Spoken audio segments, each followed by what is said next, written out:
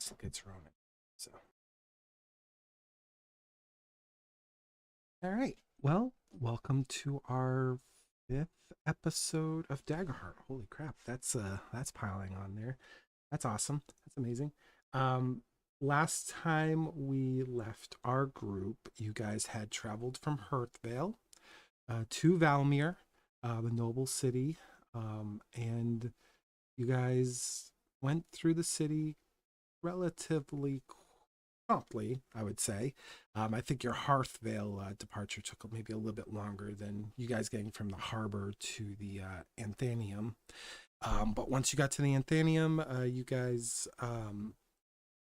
had a brief like run in, or at least Raiden did. He saw someone from the noble house that he serves. He saw two figures with them, and pretty much you guys just followed Valen to the high archivist. There, you guys had I would say, interesting meeting. It was definitely layered with political subtleties.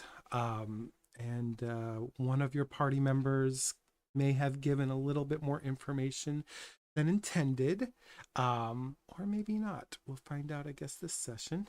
And then you guys were promptly then escorted, more or less, kind of had no choice at that point, down a flight of stairs off of his office to what was, quote unquote, a room being given to you, quote unquote, which you guys quickly figured out that, yeah, this isn't a room of comfort. This is more of a room of illusions, because it looks very comfortable. It feels very comfortable, but there's a lot of things that you discovered in that room that not is quite the opposite. Like, you figured out that there's illusionary magic above you, which that wasn't really hidden from you. It's clear that that was designed that way to make it look like you could see the sky underground. But through closer examination, you realize that that illusion was actually masking a secondary effect that was allowing someone to observe you within that room. You also figured out that the food that was given to you was poisoned. Whether it was lethal poison or not, that was to be determined. But the food itself definitely said whatever it would have done to you probably would have been pretty bad. And then you guys made a plan. And pretty much you had like Thistle kind of hiding under the blankets. You guys did this whole tag team action. You worked in accordance with one another, and you pretty much masked that Thistle is in the care of Valen.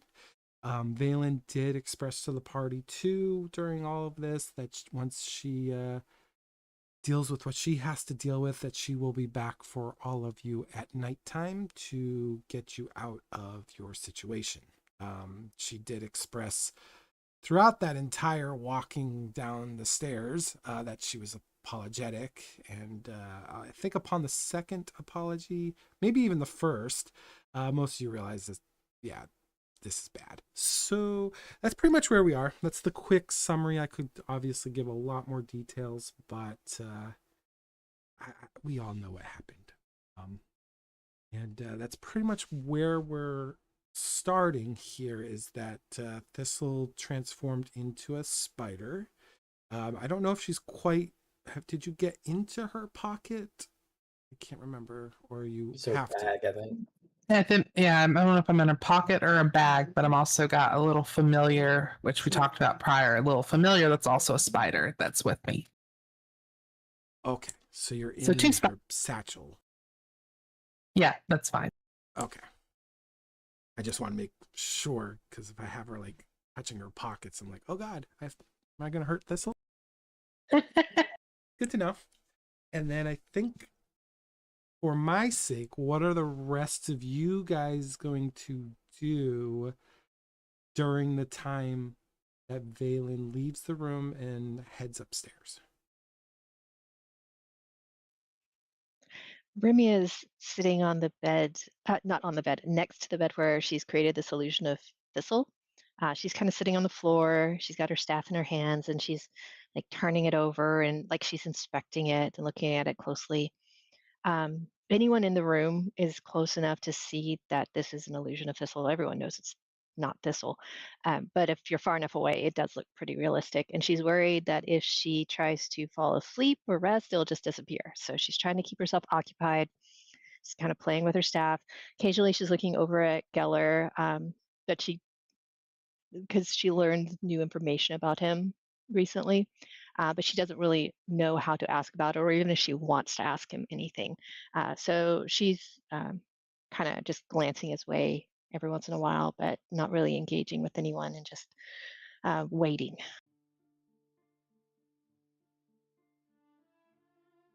Okay. Varellis has exited his rest period and is going to start grabbing anything heavy, picking it up, doing multiple exercises with it. I have one question. Okay. Is it loud or is it quiet?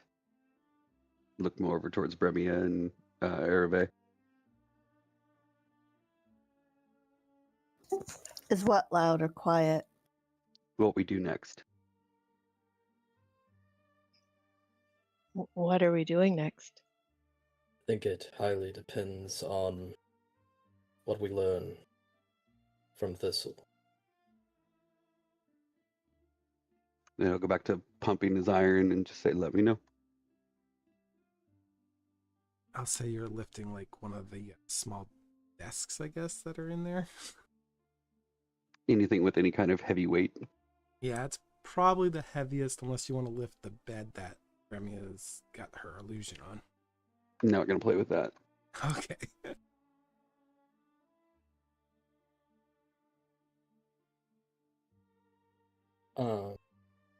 Geller's gonna,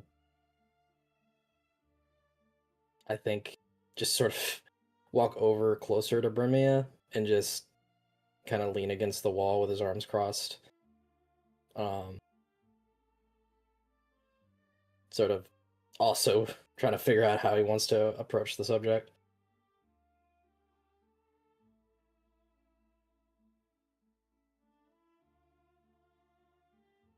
Arvy's sitting. Oops, go ahead. No, sure, go ahead. I'm gonna say Irave is just sitting on the side of the bed like she had been, like not fussing over Thistle like she had been, but just staying quiet at this point. And Raiden will just be kind of pacing back and forth in front of the bed there. Okay, perfect. And Thistle, you will be with Dalen. So we'll say that while you guys were all doing that, she kind of left the room. The door kind of shuts behind her, and she starts making her way up to the main chamber where the High Archivist is awaiting her return. I will just kind of just ask the group that's staying behind any last decisions you guys would like to make while you're waiting. And then I'll move into the scene with Valen and the High Archivist.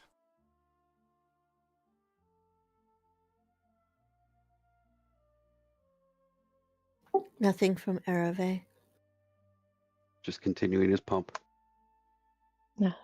When Geller moves closer to Brimia, she'll kind of talk softly, but still staring at her staff, not looking up at him, and say, "What's up, Rykard?" He sort of tilts his head with a smirk. You're free to ask anything you like. Maybe. Thing about asking questions is sometimes you get answers, and you might not want them. So maybe. That is entirely true. If you feel like you need to know more, I'm comfortable telling you. Maybe when we're out of this situation, we can have a chat. Very well. You're doing well, Bremia. Excellent illusion. Thanks. Want to stay focused on it. I don't want to lose it. I haven't ever had an illusion that mattered this much. You'll be perfectly fine. Whatever you need. Brimia just kind of shrugs and keeps looking at the staff in her hands.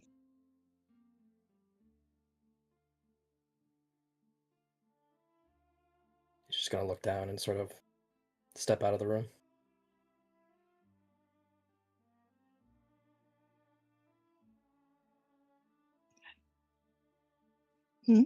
Who's leaving the room? Geller.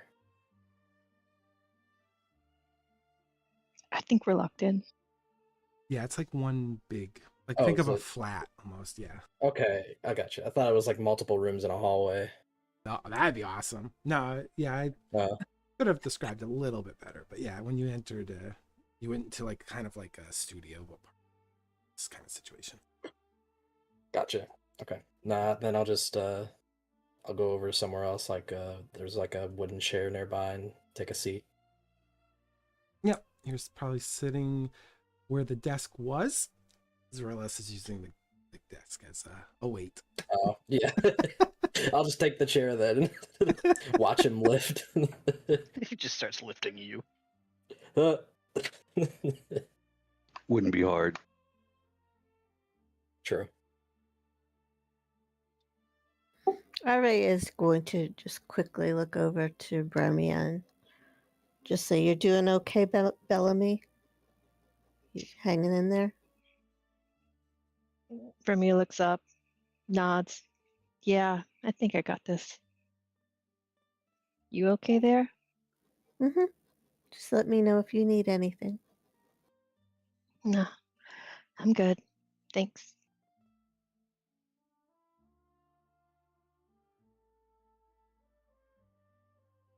And Raiden, just still pacing, just making sure. Still pacing. He would have kind of looked between Bremia and Geller / Rykard.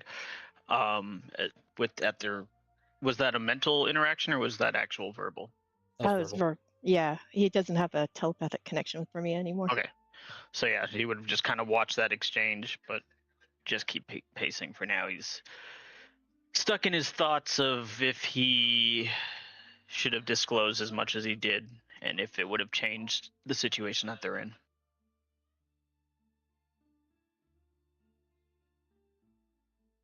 Perfect. And I guess we'll just move over to Thistle now. Thistle, as you can hear, I guess from the satchel, the sounds of footfall on stone, and you hear Valen's voice going, "I don't know if you can hear me, Thistle, but once we're up there, I'm going to need you to remain silent." Thistle's in the in the bag, and she's just like, right, okay, don't say a thing. I got it. Shh. Thistle's doing important work. Very official, very sneaky. Gonna be very, very quiet. Don't need to worry about me, ma'am. Oh, get squished, Thistle. And Thistle hears Geller's voice, and she's like, "Ah, hell, get out of my head, you nosy dwarf." How else will you communicate with us? I don't know, but nothing good can come of you being in my brain. There's a lot of things you don't want to see. It's very empty in here. I'll have you know, I keep it fully flushed and full of flowers every single day. There's not 1 ounce of my brain that's empty.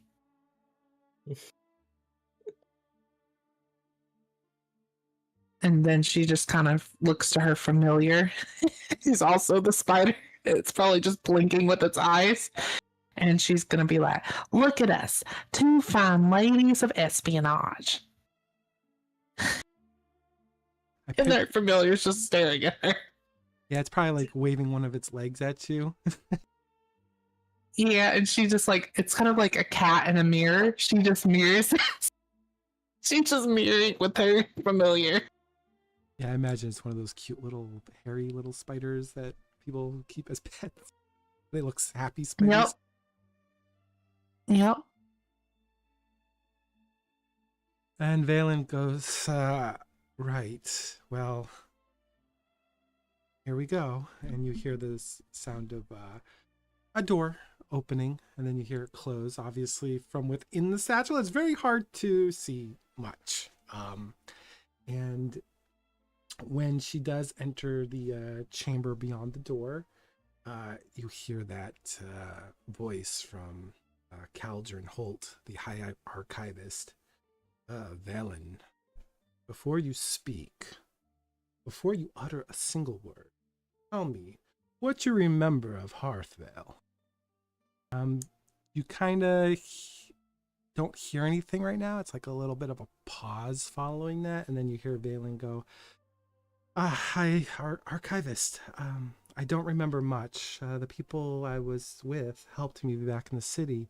If they hadn't, you hear another pause.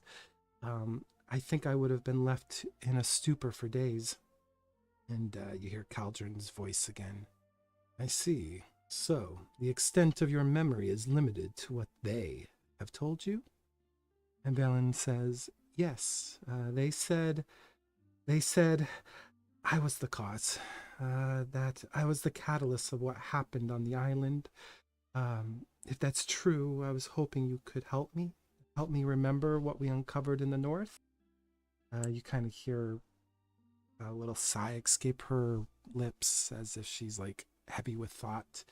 And then you hear her High Archivist speak once more. Valen, do you understand what knowledge could be obtained from the northern...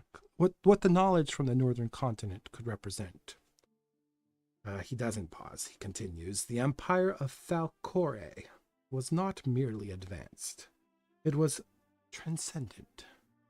Flying war engines capable of carrying armies, cities that ruled the sky itself, vaults of learning surpassing even the elves, even the sisterhood.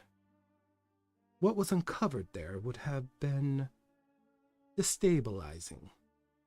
It would have disabled the balance of power across the world. Entire institutions would collapse under its weight. You could not be allowed to retain that knowledge. Valen, allowed? The High Archivist then says, yes, your role in unearthing it was essential. You performed admirably. You will be compensated for the sacrifice that you have made. Valen's voice kind of becomes a little more angered, hurt definitely bleeding through the words that she says. Sacrifice? My memory was erased. You hear her stepping forward. You speak of it like an accounting error. I lost weeks, months of my life. I woke surrounded by strangers who saved me when they didn't have to. This has hollowed me out. Caldron now speaks in return. I understand your distress, truly. But we fulfill our duties here at the Anthenium. We were assigned to assist the Sisterhood, and you succeeded. Retaining memory of the task was unnecessary. Valen now sounds a little confused as she replies, what do you mean? Caldron now again replies, the Kingsguard, the Druid, the Muscleborn, the Wild Witch, the Fungal Girl, and the Dwarven Renegade. A faint edge of satisfaction seething from his lips. They were always part of the design. And then you hear Valen say almost defensively, trying to mask a little bit of panic. What dwarf? Caldron says, please, Valen, do not insult my intelligence. He gestures subtly. You can't see this, obviously, but you can kind of get the vibe that he's making a gesture of some sort. The chamber is warded by the Sisterhood. The sentinels at my flank pierced his disguise the moment you escorted them into this room. The words carry weight, especially for you right now, Thistle. I funded their lodging, their travel, their presence. Each was carefully guided by hands not traceable to me. If our endeavor failed, they would correct it. If they died, they would not be missed. Valen, now sounding a little horrified, you knew. All of it. Hearthvale wasn't an accident. Caldron holds.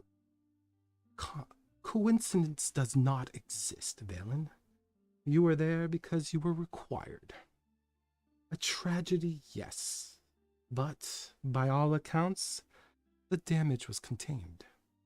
Valen's voice begins to shake with a little bit of fury. You're a monster. We are meant to safeguard knowledge, not gamble lives. What did you have me do? Why them? Caldron without hesitation. Because they were expendable, incompetent. He then continues, we observed them for weeks. They were liabilities, useful ones. If the experiment failed, blame could be assigned. If it succeeded, knowledge gained. We are not heroes, Valen, nor villains. We are mechanisms, if you will, cogs in a greater engine. Valen, now shouting, you played with lives, for what? Caldron says quietly, results. Leave now. Forget for your own sake this conversation ever occurred. Or, well, you may join your friends in the lower chambers. Valen pauses for a moment, and you can hear her saying, what will become of them? And then Valen, the High Archivist responds in kind there, Thistle. By this time tomorrow, they are to be executed. Eyes and minds of what transpired in Hearthvale does no one any good leaving them as they are. This does not come by my decree alone, but by my suggestion. The Sisterhood agrees. For the betterment of our society, as I always said to you, we must all do our part, whether it is in life or in death. Valen has a hesitated pause. And if you were to look up from the satchel, Thistle, you could see her looking back in a direction most likely towards the door that you had left from. And you can see her then looking back forward, lined up with her shoulders. And you can hear her taking a deep breath. And she just simply says, very well. May I be excused? The High Archivist says, with almost a seething tone, I already excused you, Valen. I told you to leave, to forget, and to move on. Now go. Valen looks down for a moment, but you swear, Thistle, that she's kind of looking in the bag as if trying to find you in there for a moment before she looks up. You can see the bottom of her chin, and she starts to make her way out of the chamber. You can hear her footfalls that kind of echo in this large, expansive room. And then you hear a door opening and then promptly shutting. A few more moments later, you watch as she continues to walk, and the light's starting to get a little darker. And then you see her kind of leaning in towards the bag, her face kind of full on display for you now. And she goes, I hope you heard all of that.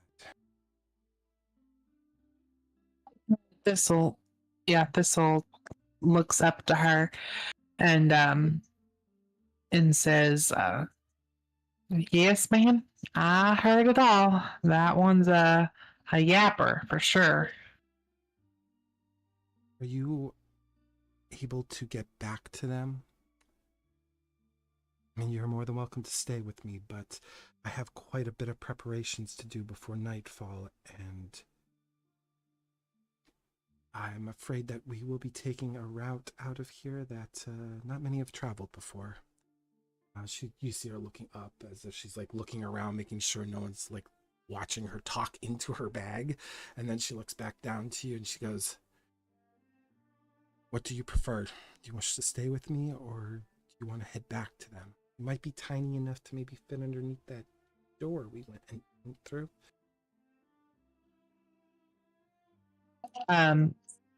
So Thistle's gonna look to her familiar, and she's going to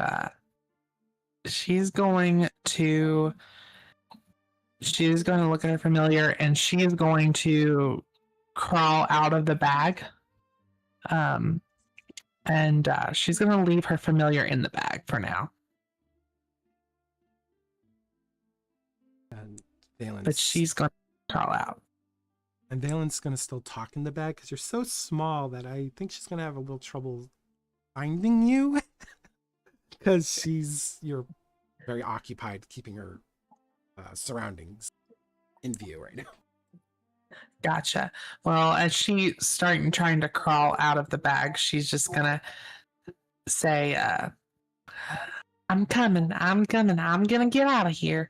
I got to get back to I got to head back that way.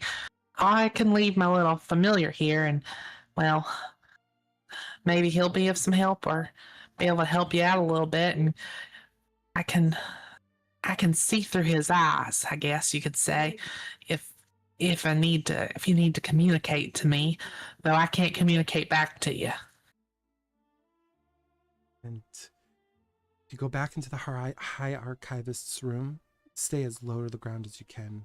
The wards in that chamber, I wasn't aware of, so I don't know if they have a restriction to them or not, but I just prayed to whatever gods you believe in that you weren't discovered while we were in there. Oh, ma'am, I'm a spider. There's spiders everywhere. Yeah, you can get rid of rats, but spiders, they're real adventurous critters. She smiles, not aware that you're out of the bag yet, so you can see her kind of still looking in the bag, like giving a faint smile, but there is a lot of concern written on her face. The encounter she had with the High Archivist face to face was definitely unnerving for her. Like, she's typically a pale individual, but she looks like she lost almost all the color from her expression.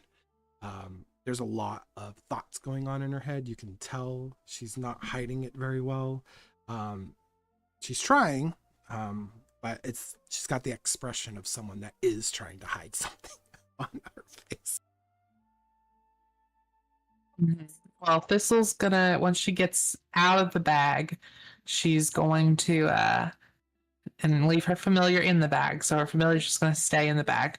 And so she's gonna go out of the bag and she's gonna try to, I guess, get like in a corner or something like that, and then try to communicate to Geller.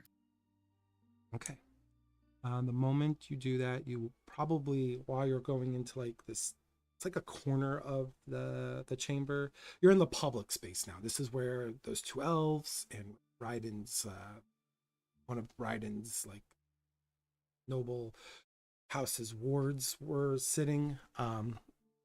You do find a corner in this like open library behind like a pretty sizable stack of books and tomes, and you do see Valen kind of stand up. She looks around for a second, and then she walks towards the exit of the building, more with the stride of someone who has something to do than someone that's not sure what to do. Like, she has a mission and she has that stride to her as she kind of fades from sight, and now you're by yourself. And she's gonna try to communicate. Geller's just gonna be like, "Hey, you, is this thing on?" She's trying to communicate in her mind. Yes, you don't have to yell. Well, just want to make sure you're listening for once. So I got some news. It's not the best news you probably ever heard, but I guess I'll start off. They know you are not a gnome. They know you are a dwarven mage guy, just so you know. Your whole facade thing, it was discovered as soon as you walked through the door. They got wards of the sisterhood up in this place. Curses. I Yeah. was hoping they weren't so sophisticated. Well, man, I don't know what to tell you. All I know is the sisterhood's got their fingers everywhere it ain't supposed to be. But other than that, we got some other bad news, a little bit more problematic.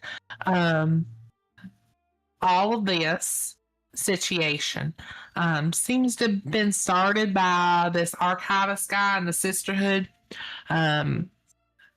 They I guess they funded our whole trip to Heartvale, and all of the mess in Heartvale was orchestrated by this archivist guy and the sisterhood. At least that's what it sounds like.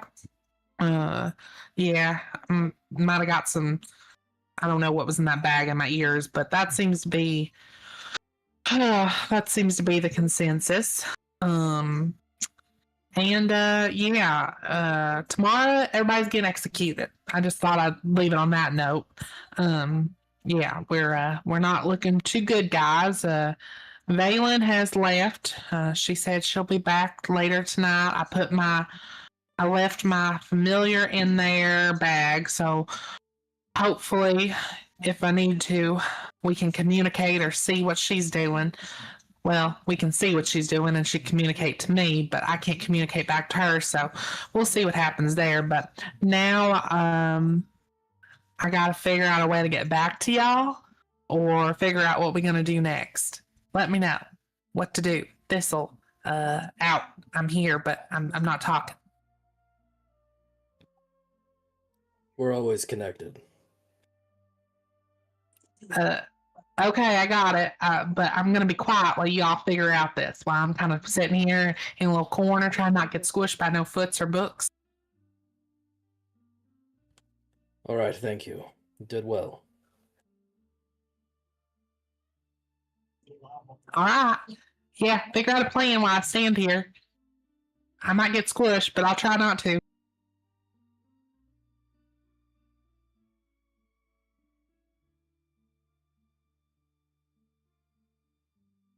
Would you guys like to take the spotlight here? The group at the cell?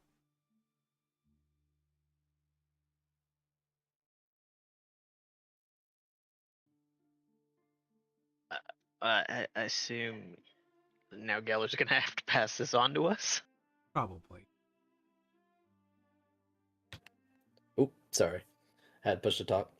I get up and say, all right, everybody, we're boned. What? What do you mean? It seems that this is all part of their plan. They had essentially orchestrated our meeting, our arrival in Hearthvale, what occurred in Hearthvale, and so on.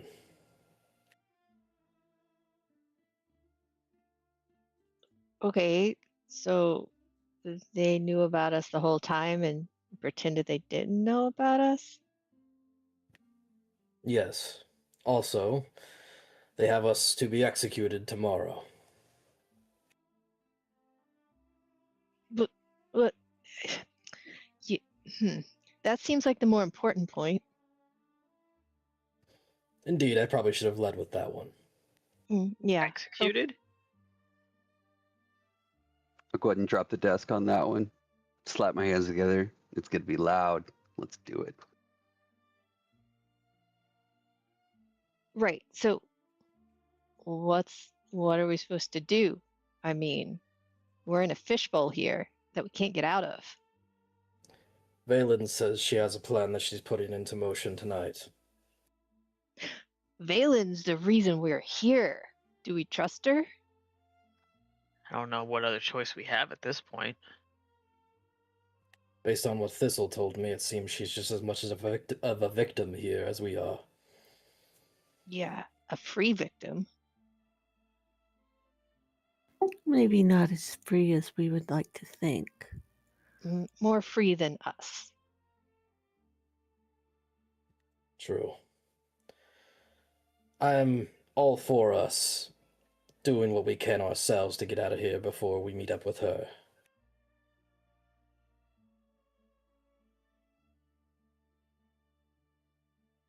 Did Thistle say whether she was returning or not? She's standing by for what we decide.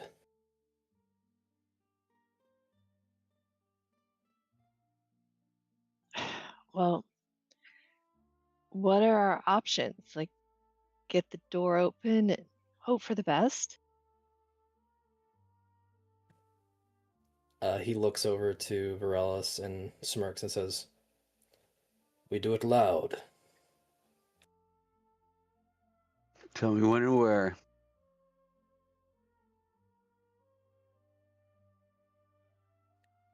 I talk to Thistle. All right, Thistle. It looks like we're gonna try to break our way out of here. And Thistle just like, well, that's a mighty risky endeavor, my friend. She just kind of again kind of waiting in this open chamber, and she's looking around with all her little eyes. And she's like, Is there any message? Anybody want me to get outside while I'm here? I'm not sure if any of these folks around here, if there was someone to send something to, but just feels like we're gonna need a little bit more help against this archivist guy. He's got lots of magic and spells and wards by the sisterhood. Those things ain't easy to mess with. I do have some experience trying, but it ain't the best. One moment. Let me ask Raiden something.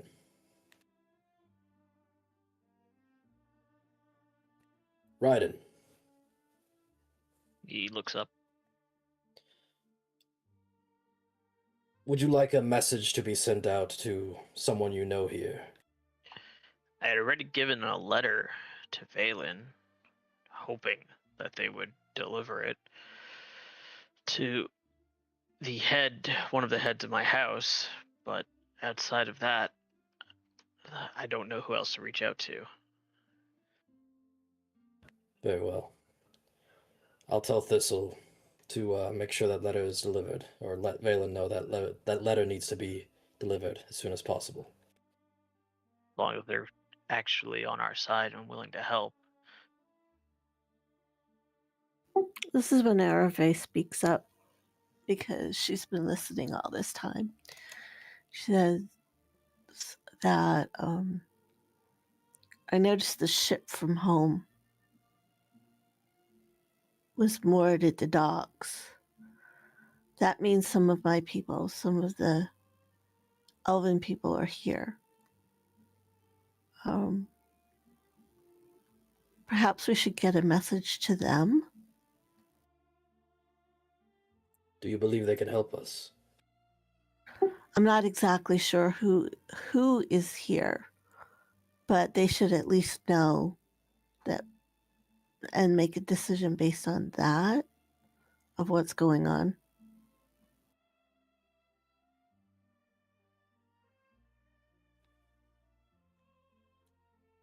I'm not sure telling a whole bunch of strangers our story will help our case, unless you feel like we could trust them just simply based on them being closely related to you.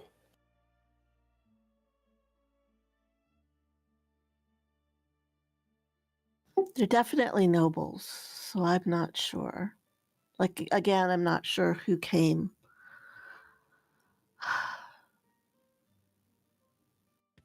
Very At well. this I'll point, see if anything's Thistle worth will be able to trying. find out more about these individuals for us while she's out there.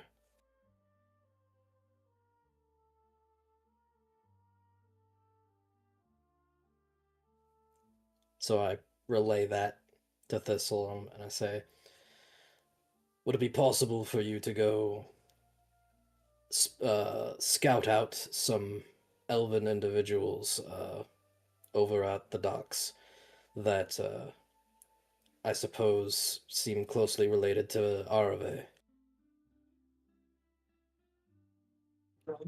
Thistle's listening. She's like, well, I mean, I guess though I'm gonna have to figure out how to not be this dainty little spider. Gotta be a little something a little bit more familiar, if you know what I mean, around here.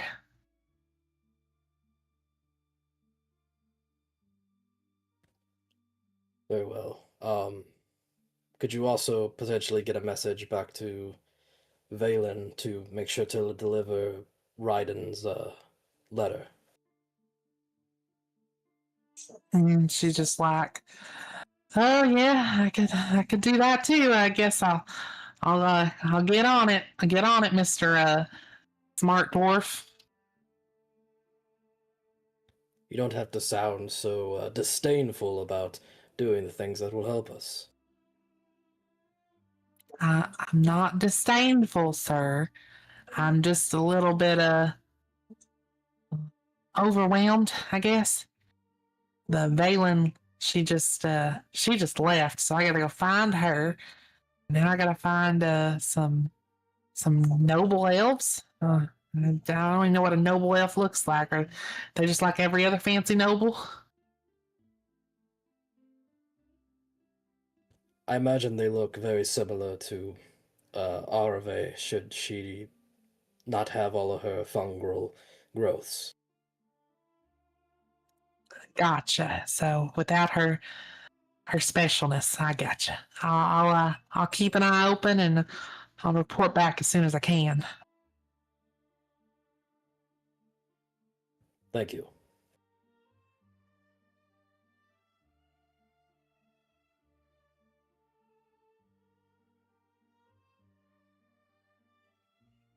All right then, everyone.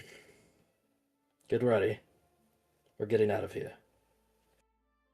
Well, what's our plan for the archivist's room? I mean, we only have one set of stairs to go up, and then it's a room with the archivist and his statue things, and who knows what else in there. I mean, I don't think we want to go running in if he's there, right? Well, it is certainly 5 against 1. I feel pretty confident in our odds. We don't know what he can do and what he's got set up in his room. Maybe he leaves his room. Maybe we don't have to confront him. We don't know a lot about him, but I don't. He didn't seem great. What do you recommend we do? Wait till he's gone. How will we know when he's gone? Thistle, she can be a little spider and peek under the door and see if he's still in the room.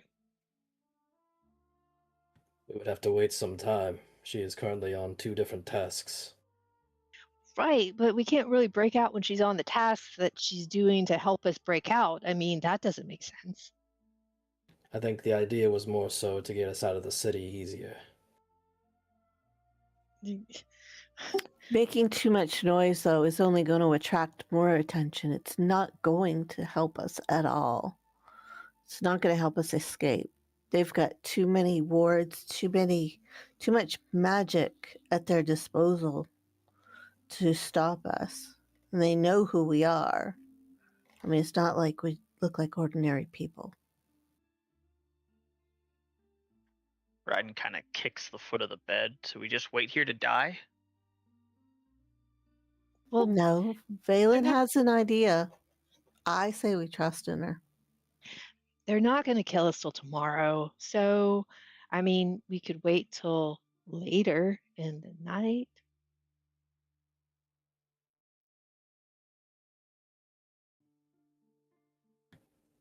Geller strokes his beard in thought. Just a question. Is he stroking his actual beard, which is above his head, or? Yeah, it's like his illusionary form just sort of goes to stroke a beard that's not there.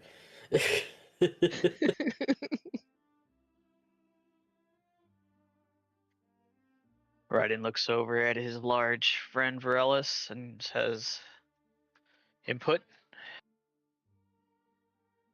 I don't like staying in the hole, but if we break off the door, that's probably going to cause people flushing, coming down. Until we get out of the archivist room, I think we need to actually maintain stealth if able. Ryden kind of looks taken back slightly and looks up at his large friend and goes, "Stealth." Right. Little less than normal. I just think that loud right now will cause everyone to cave in on us. Very well. Then, I suppose we wait then. See where our little friend Thistle gets to before we act, and also with the cover of night. I have an OOC question. What for you? The door, how is it? Is it bolted? Is it a locking mechanism, or is it a bar across the door on the outside? And you can go examine the door if you'd like. Okay. Roll an analyze roll for DC will be 15.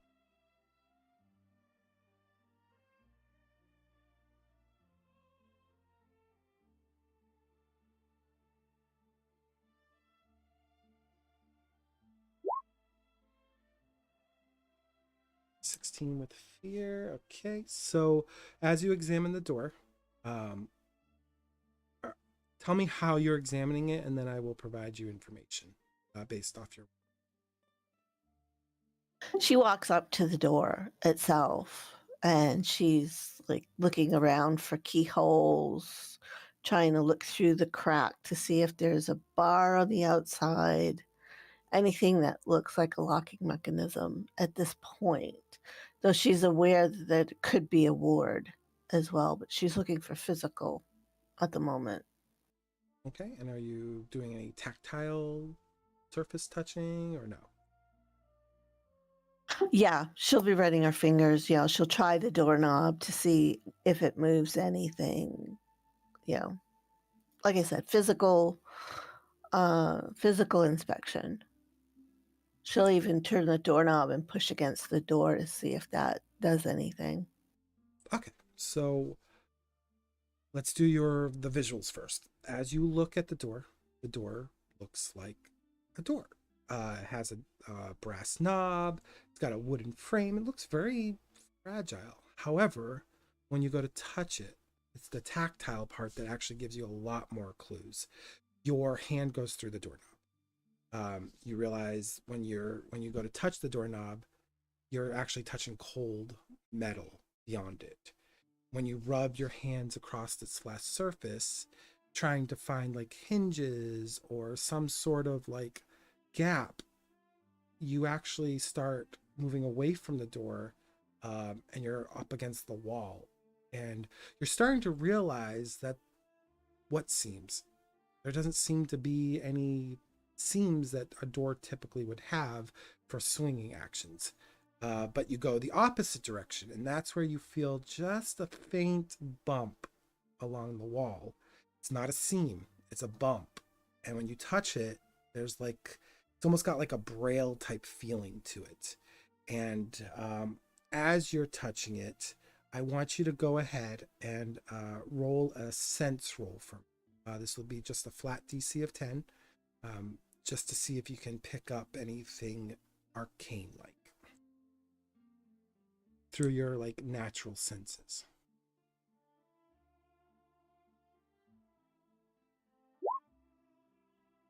Okay, perfect.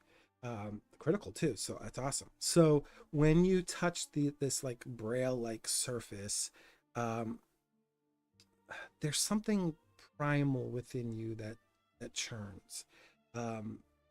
You've only felt it one other time, and that was during the time where you started to lose your elven identity from this fungal curse that has befallen you. And you immediately, kind of out of instinct or maybe fear, from a time long past for you.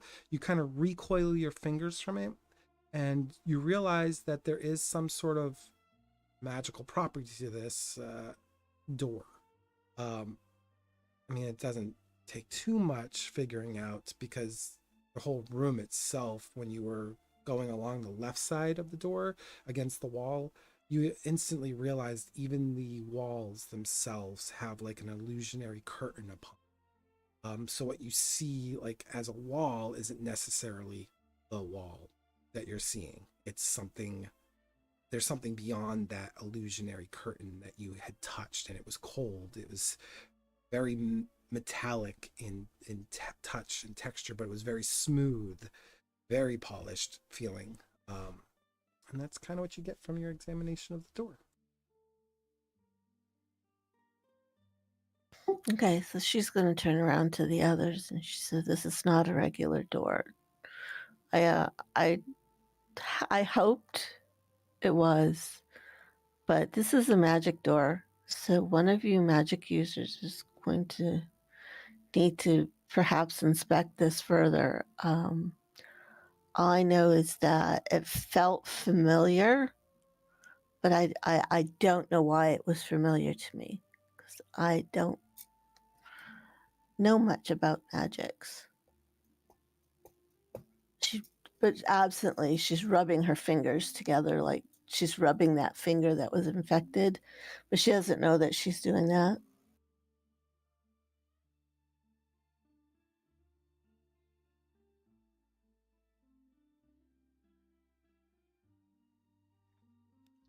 Geller walks up Vaeryndel to also go ahead. inspect the door. With that information she provided you, I'll let you roll analyze, but I'll let you roll at advantage there. Go.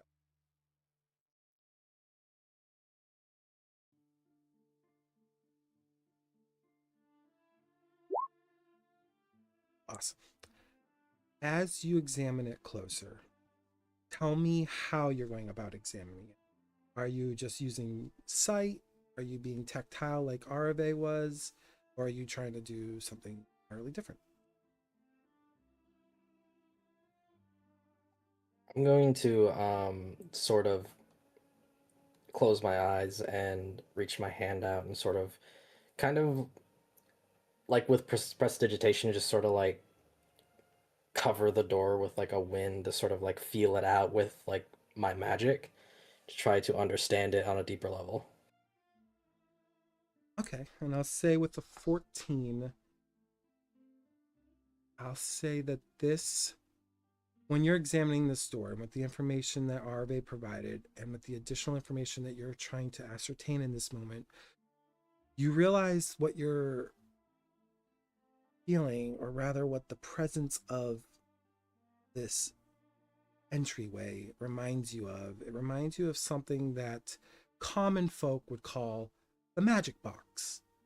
Others would call it the Daiken sphere, which in a military term, it's literally a cell that's typically mobile, actually, that they would utilize to imprison pretty much anyone that may have magical properties, to nullify their effects on the external force of the chamber itself.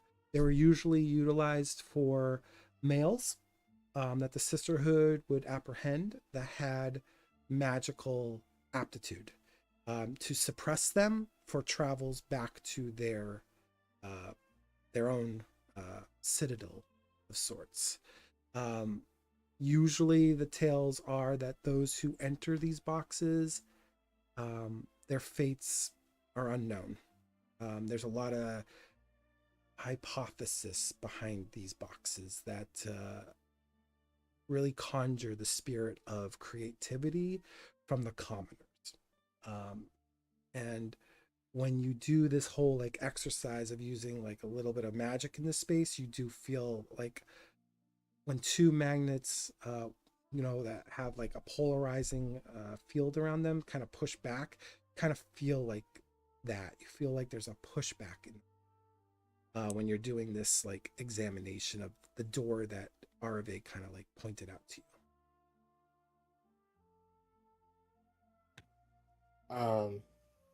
Do I know, like, would it withstand more of a physical force, or is it more attuned to like imprisoning magic users rather than more physically based individuals?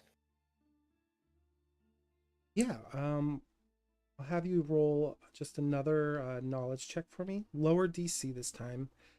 It's just going to be a recall check just to see if you can recall any information you can about this type of entrapment. Would I be able to add my soldier experience to this? 100%. Okay, I'm gonna use a hope to do that.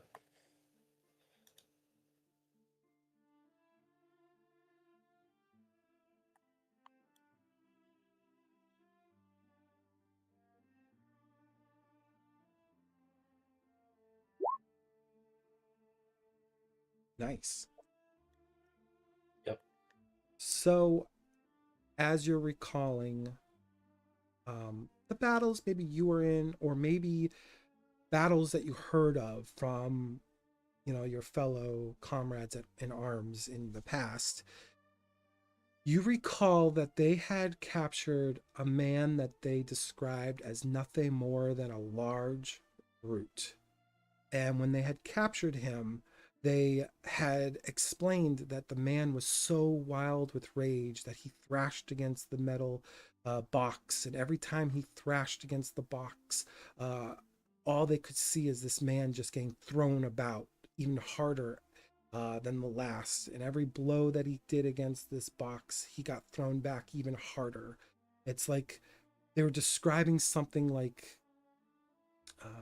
the Black Panther and his armor, like how it takes damage, and the more damage he takes, the more energy it absorbs, and the more energy it reflects back. That's what those stories kind of like were reflecting. Like, it's not just made to absorb magic, but it's made to more or less absorb the energy of the magic. So it's not necessarily like anti-magic, it's more about the absorption of energy, whether it's kinetic or not. So theoretically, there's a limit. Yes. No, from your stories you don't know what that limit is, but you do recall, like, you probably have seen them in the battlefields that you've been in the far distance. You've never actually, thankfully, been in one yourself. So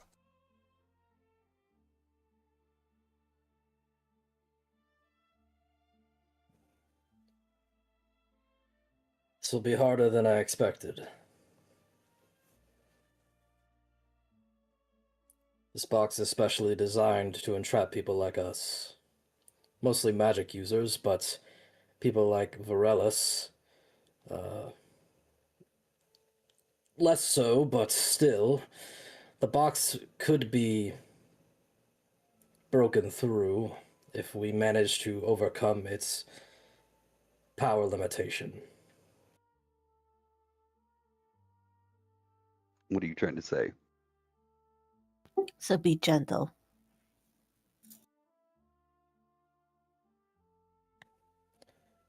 I would say just start beating on the thing, but from my experience, it seems that when one would do that, it would reflect it back onto you.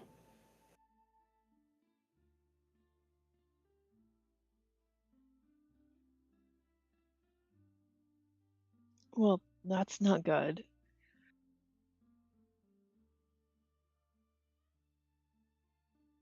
Going to need some time to think about it. But we do have time to wait on Thistle anyway.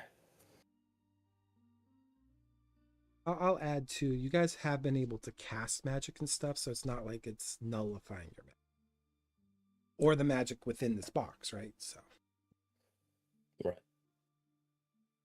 Arve at this time takes a moment to look at the others and say, and we've got to remember we're being observed at all times. So we need to be careful about that too.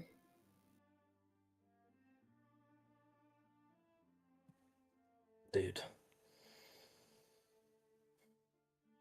I guess for now we just need to be inconspicuous.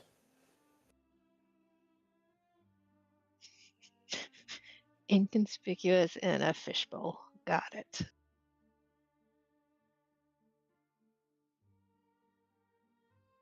Sorry, that was funny. Raiden, out of frustration of the situation now, has stopped pacing and kind of just sits down in a corner, kind of slams his sword down. Okay, make an attack roll, please.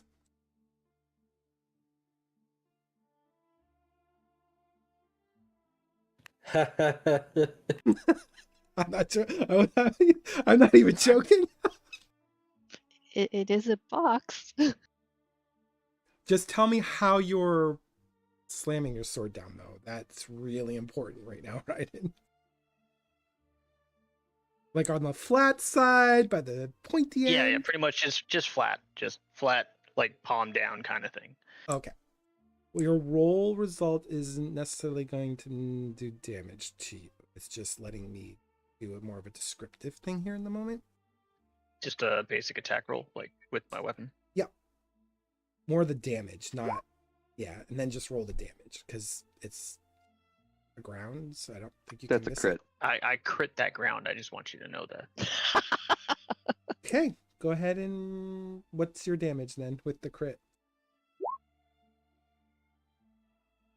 And that's with the You've crit?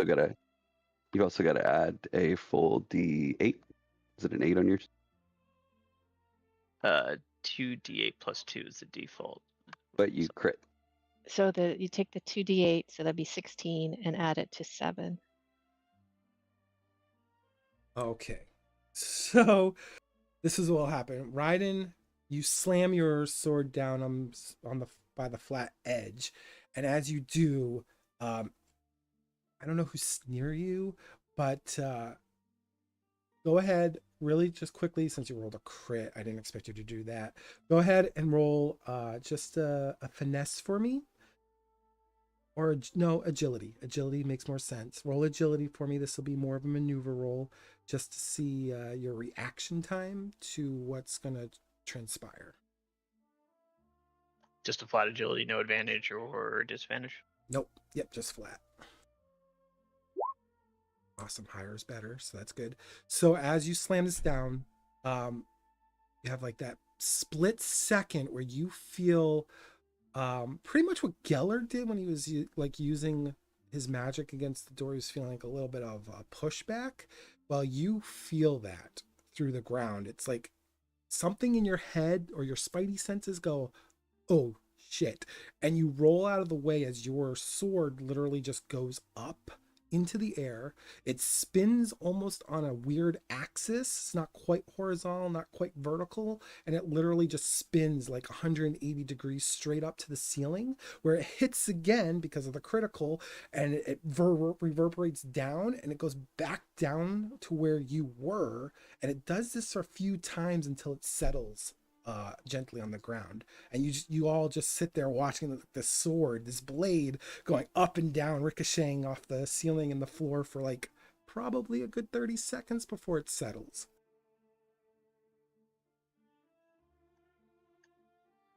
What the hell? That was terrifying. You're a genius, Raiden. Or an idiot? I haven't decided yet. They're not mutually exclusive. So, it's possible, if we could manage to do exactly what just happened over and over again. A repetitive physical action? He looks up at Varellis.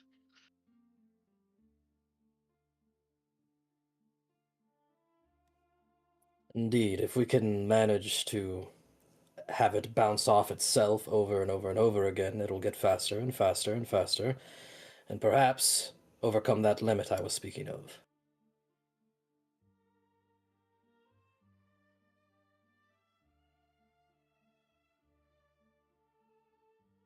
That doesn't sound like me.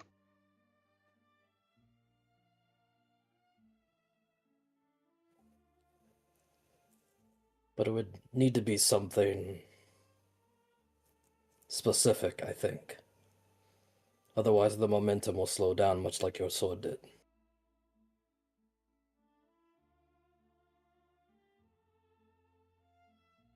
Do you think the heavier the better?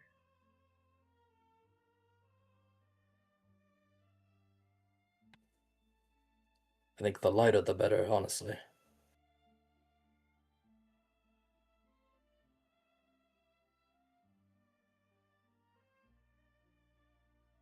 Run, Brim, run. I was just thinking that. Start bouncing them off the floor and the ceiling. The imagery I got when you said that, I was like, oh no. Anyone looks her way, she'll just start shaking her head, like, and Wait. backing up. Are we saying that Bremy is lighter than my sword? Maybe. Probably not. Probably not. Ryan's just that strong. Nah, he's more agile. My only other idea is casting so much magic in this space that we manage to overcome its limitation as well. Raiden looks at his sword and goes, I vote that. And Bromia looks at Geller and says, theoretical question. Is fire magic? Specifically the fire you make.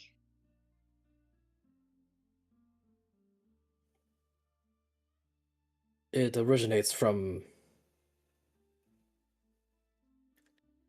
I guess it's more of a question of, in this world, is like the thing that magic is pulled from, is that the weave, like in D&D, or is that something else? I think it's up to the culture that you are from.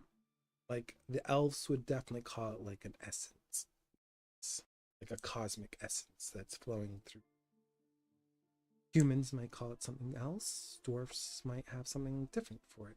It really depends on like your cultural aspects. We haven't really decided like what every race wants to call it. So yes, in a part you guys can kind of make up that that lore yourselves, and we'll roll with it. All right, then.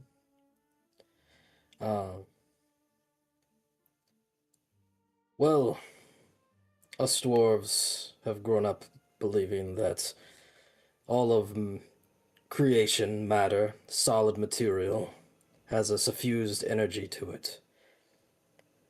Magic users pull on that energy, whether symbolic or metaphorical or abstract, and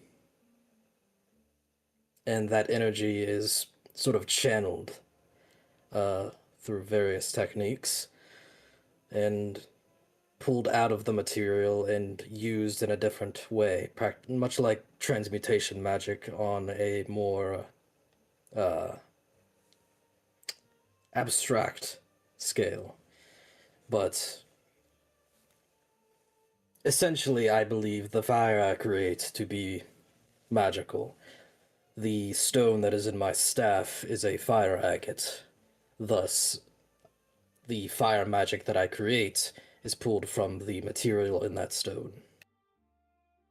The longer you talk, the more you notice Verilla's kind of nodding off, like slowly closes one eye and then nods. Tries to pay attention right back to it.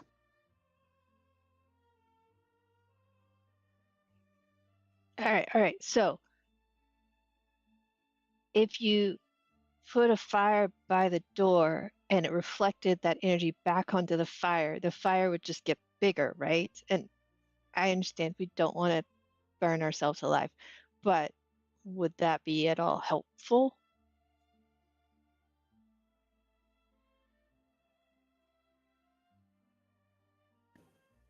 If we could find a way to contain it, perhaps. It'd be like folding energy on top of itself over and over again until it's so dense that it turns into a beam of fire.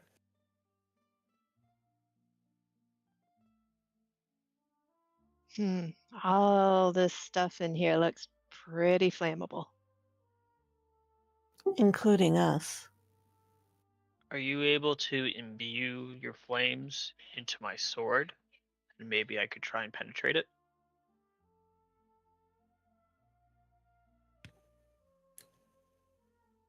We did something similar with a torch, where I wrapped the material around Vaeryndels's mace and created a fire weapon from it.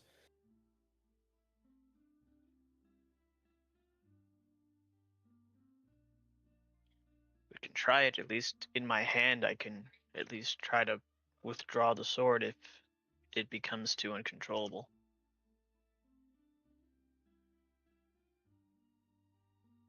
Very well, but we need to be careful about it. Brumia looks up to the sky ceiling above them and back at Geller and asked, you think you could do anything about that again? The most I can do, I think, is simply obscure it. With prestidigitation, I don't have any other means, I think. Might be worth Actually, it. I do have a mist spell, which would contribute to all of us not being able to see, but neither will they.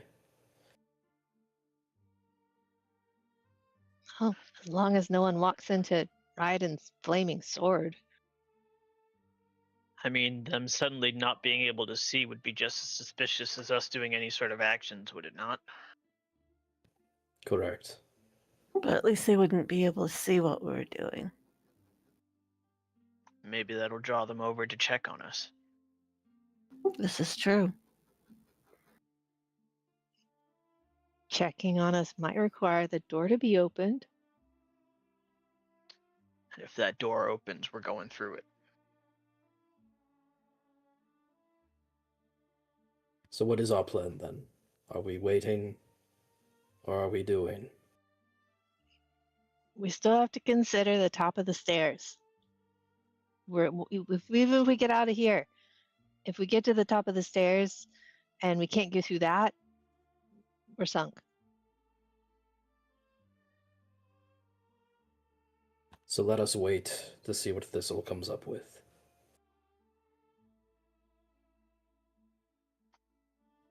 Very well. Yeah. Grabs back his sword and kind of gives it a once over to make sure it's not too damaged from its acrobatics and sheaths it.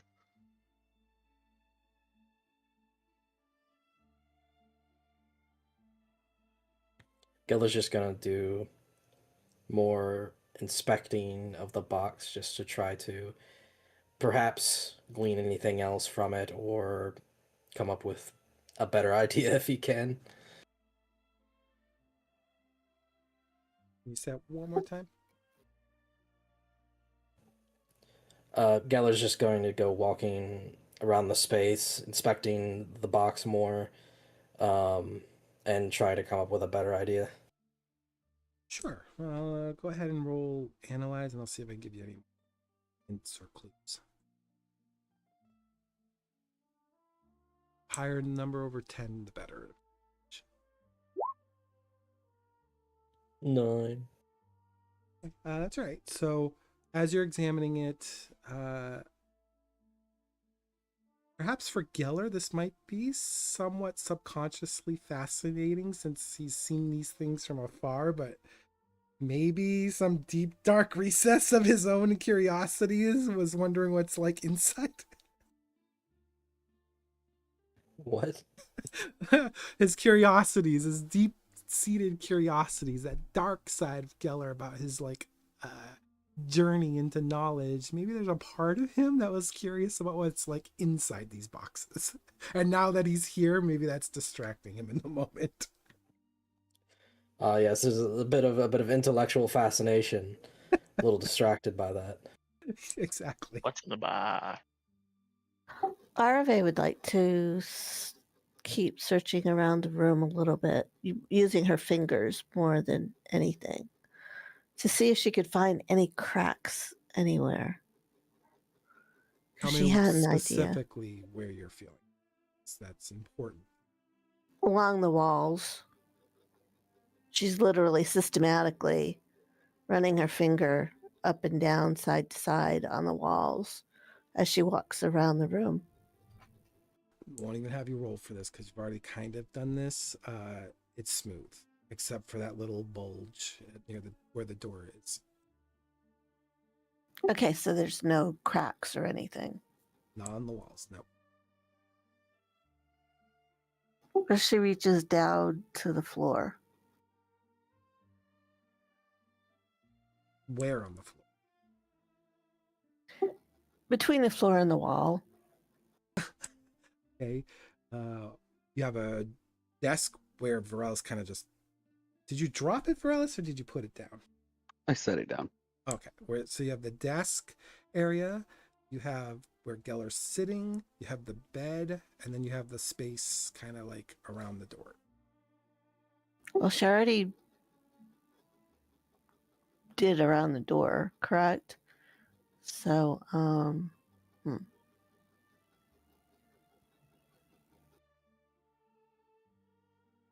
Is there a window in the door? There looks to be a window in the door. but it's solid because she already felt through there.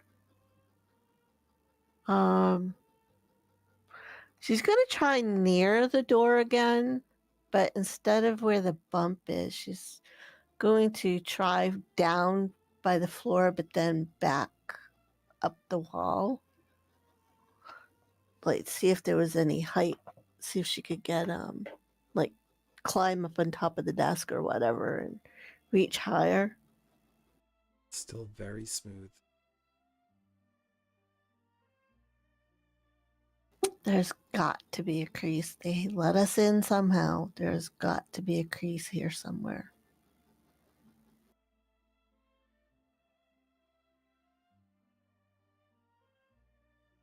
Okay, so she's going to start crawling around on the floor, rubbing her hand over the floor. She's going to start at the door and then work her way around and then slowly circular into towards the middle. Very inconspicuous. I lost a contact. All right, I'm going to have you just do one general roll just to save time there. Just roll.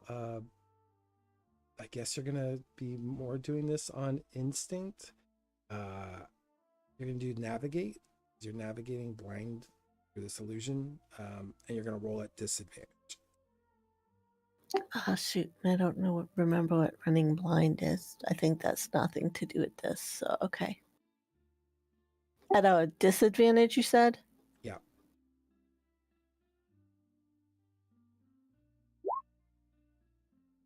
Okay. That's actually a pretty good roll for disadvantage. So, with hope, you got a 15. So, as you're doing this, you know, you're going around Bremia, you're going around Varelis, you're going around all of them pretty much. You're like a kid pretending to be like a dog or a cat, without the noises or wagging the tail, quote unquote. You're kind of like, excuse me, kind of deal, I guess. And eventually you do get to where the bed is, and where the bed is, there is a little bit of a seam. Is it against the wall or in the floor? Under the bed. Okay, so she kind of gets a little excited here because I found a seam. And I'll go ahead. Rimia would perk up at that because she's on the floor right next to the bed. And so she'd look under the bed where Arve was, looking to see what she's talking about. Does anybody have a small clip, hair clip, or pin, or anything like that? I mean, I'm assuming because Ryden has his sword that we all still had our weapons. Yeah, they didn't disarm you guys. Okay. Arve actually takes one of her arrows and she will snap the shaft of it a bit to shorten it so she can try to wedge the tip into the crease before she does her next step. And what were you gonna do there, Bremia? I'm gonna kind of crawl under the bed, like where she is, and like see what she's doing and see if there's anything. Like I don't have anything sharp on me that I can think of.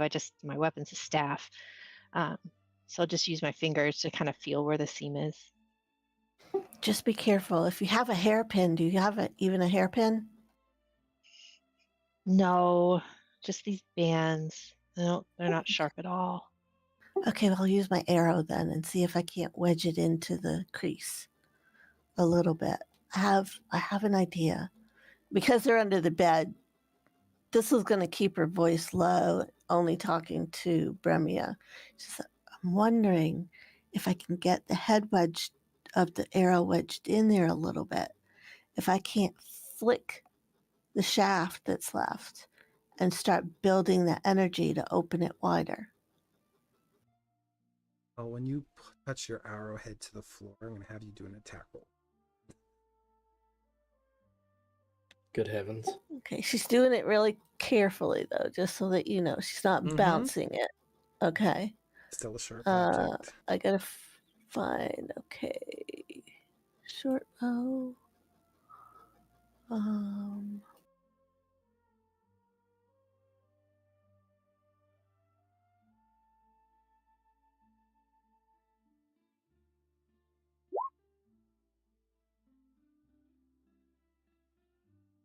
See, 6 damage. So when you try to apply pressure to this crease, you already are starting to get resistance from the metal. And as you do, your hand just gets jerked up to the underside of the bed where the mattress is kind of pushed up, and for a second kind of filters through the imaginary thistle before settling.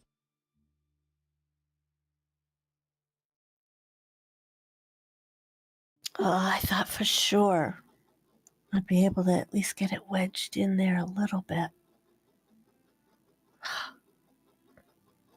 This is going to be really difficult getting out of here without help. I hope. I hope Thistle can find somebody to help us as well as Varelis. This is yeah. Not to put it lightly, but we are in a really sticky situation. Yeah. Well, maybe Valen will be I don't know, trustworthy and show up like she said. We can only hope at this point. And try not to end up accidentally killing each other by trying different things. We've got to be gentle no matter what we do. Yeah, that's true. Brimmy will push herself out from under the bed and curl back up, sitting cross-legged on the floor. I'm actually... Arve will crawl out from the other side. Bremia, can you roll a quick knowledge check for me? Kind of just a comprehend. This would be more of a comprehension of things that you've witnessed with Ryden, things that you witnessed with Geller trying his little magic trick, because you're observant with Geller, and your closeness with Arve in this moment, I'm going to see if there's something that end with the 3 actions that you've seen done.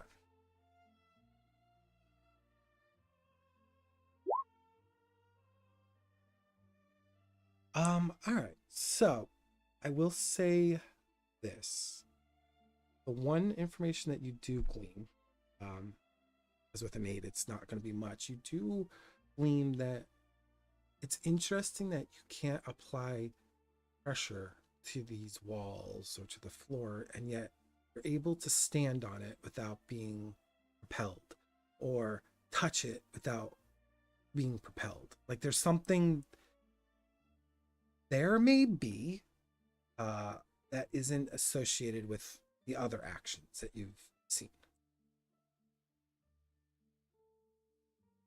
Remy's thinking about this, really not sure what to think about this box. And she stands up. She kind of squats down a little and then jumps as high as she can, as hard as she can. Okay. When you make footfall on the ground, you're not propelled up. You actually land with a hard thud. She takes her right foot and just starts grinding it against the ground just to see if there's any give or pushback about it. None.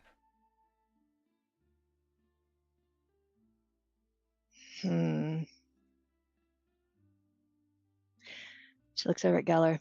It's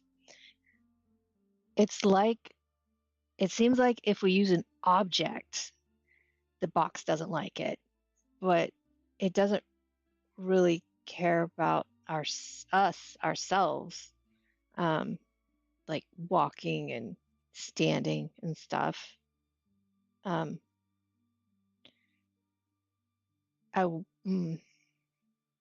That's strange, right? Because I thought physical energy would be reflected.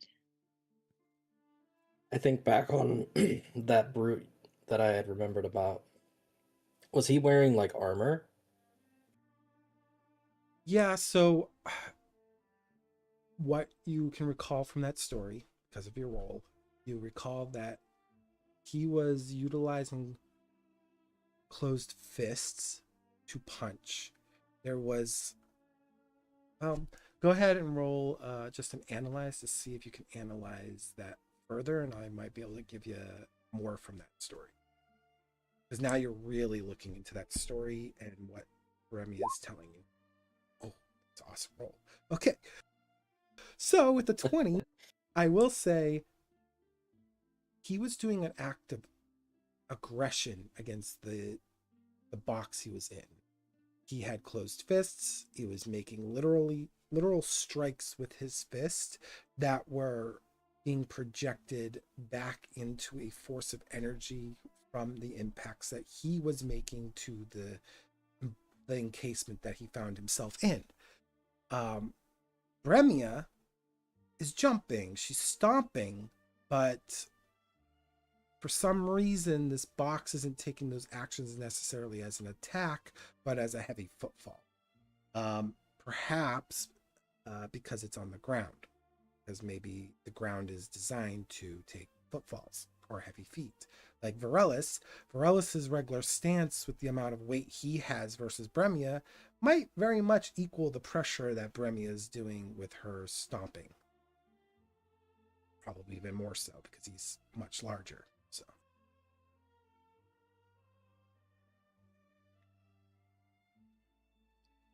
This is why I like you so much, Bremia. Thanks. You discovered something I never even thought about. The ground recognizes your feet.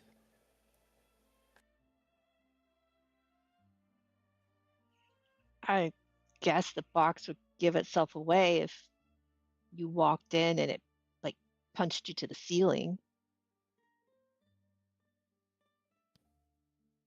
So perhaps we can get Varelis to hit the ground as hard as he can with his feet. Then maybe we could overcome its strength threshold.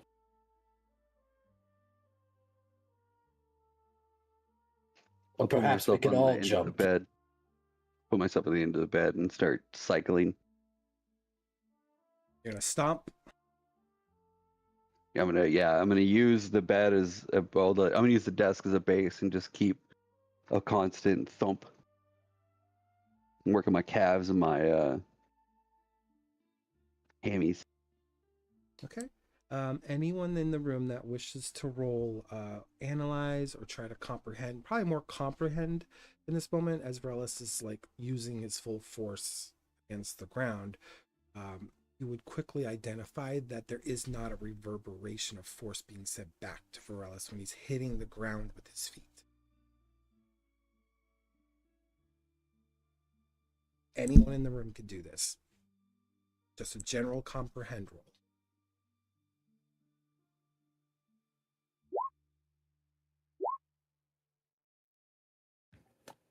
Crit.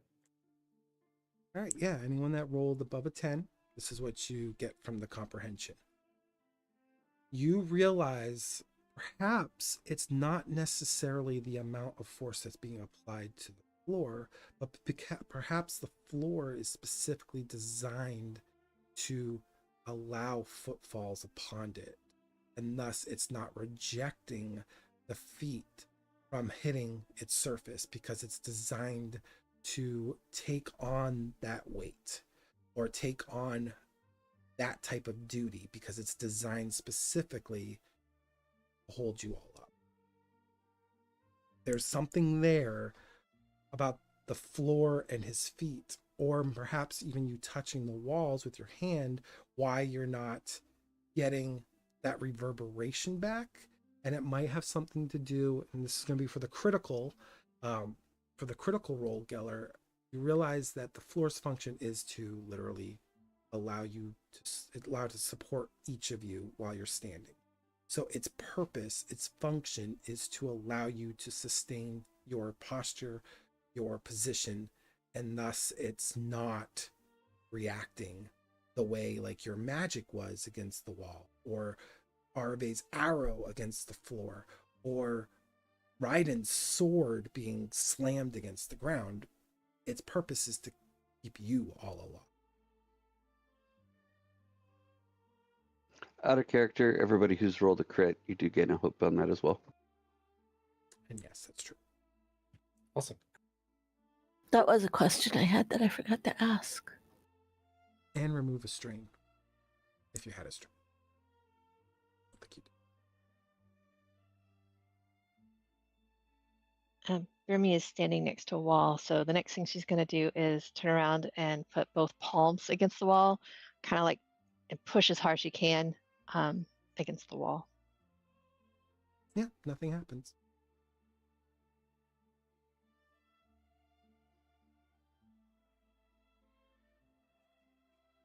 Maybe we try pushing the door. Like all of us. May as well. Dragon gets up and heads towards the door. Same. So we're gonna like stack up by height on the door. Yeah, like the rushing nesting doll. So it's like Ryden and Varellis kind of standing side by side, and then the two smaller ones are kind of, I don't want to say between their legs because that sounds weird, but they're kind of like in front, and Arve's kind of like jamming herself somewhere in the middle there. Nermia stops Not before she right. goes to the door and realizes it might look weird if this was the only one not participating, so she goes back to where she was and sits down. You guys do this, and there's nothing. You're putting a lot of pressure on this wall, right? More pressure than like even Ryden's like slamming of his sword. Like you guys are putting enough strength behind this that a normal door probably would at least buckle, or even the hinges might begin to give way, but this doesn't do anything.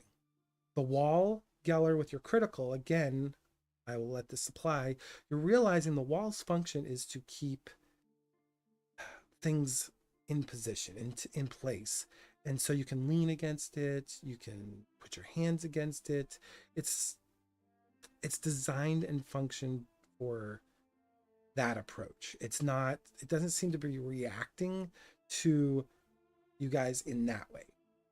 There is no give to it either, though, because when you all touch it, your hands kind of partially go through the illusion, and you can feel that cool, smooth, metallic vibe, like sense. And for like Vaeryndel and Raiden, you guys probably more so than anyone understand that this is at least similar feeling to like steel or iron.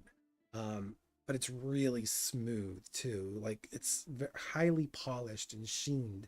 And you realize, like, if it is a solid piece of metal, this probably won't give, even no matter how hard you all kind of work together on this physically.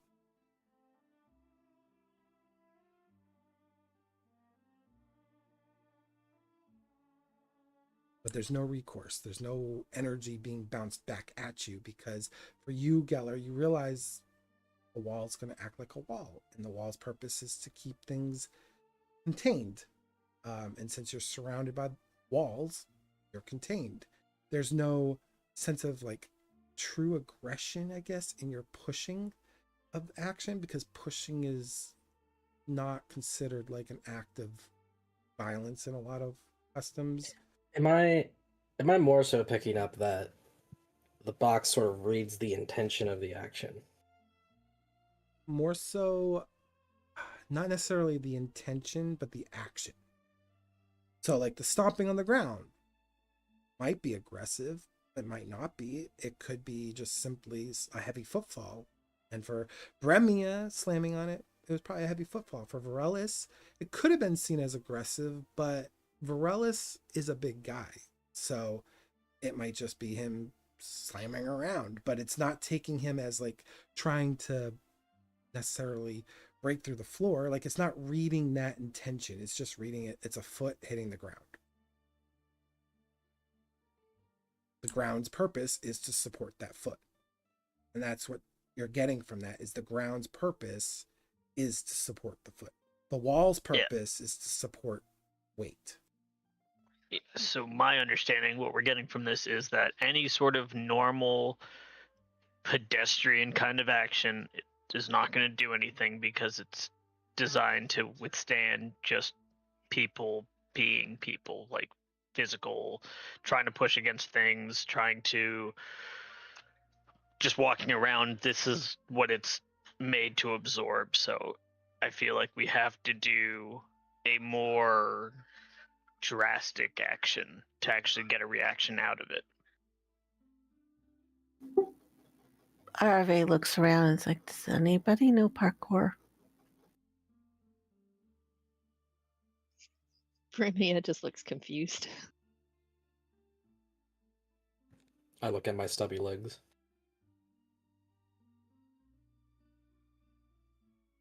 She sort of looks at Ryden. He seems to be like almost, maybe not the nimblest of all of them, but the more apt to know something like that. Or Vaeryndel. Nothing particularly. Like,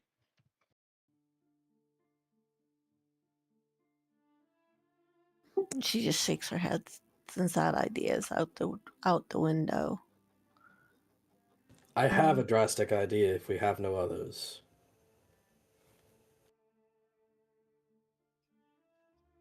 fire away. I think we're pretty low on ideas. Though we're still waiting for Thistle too.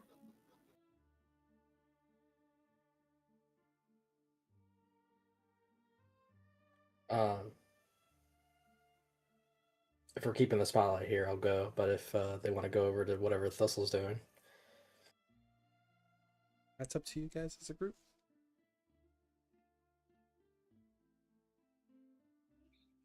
I think it would be good to cut away to Thistle. yeah.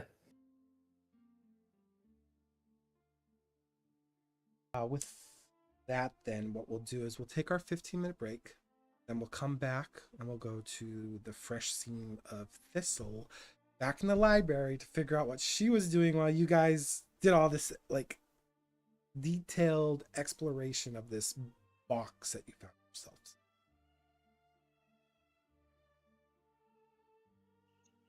Sounds good. Mm-hmm.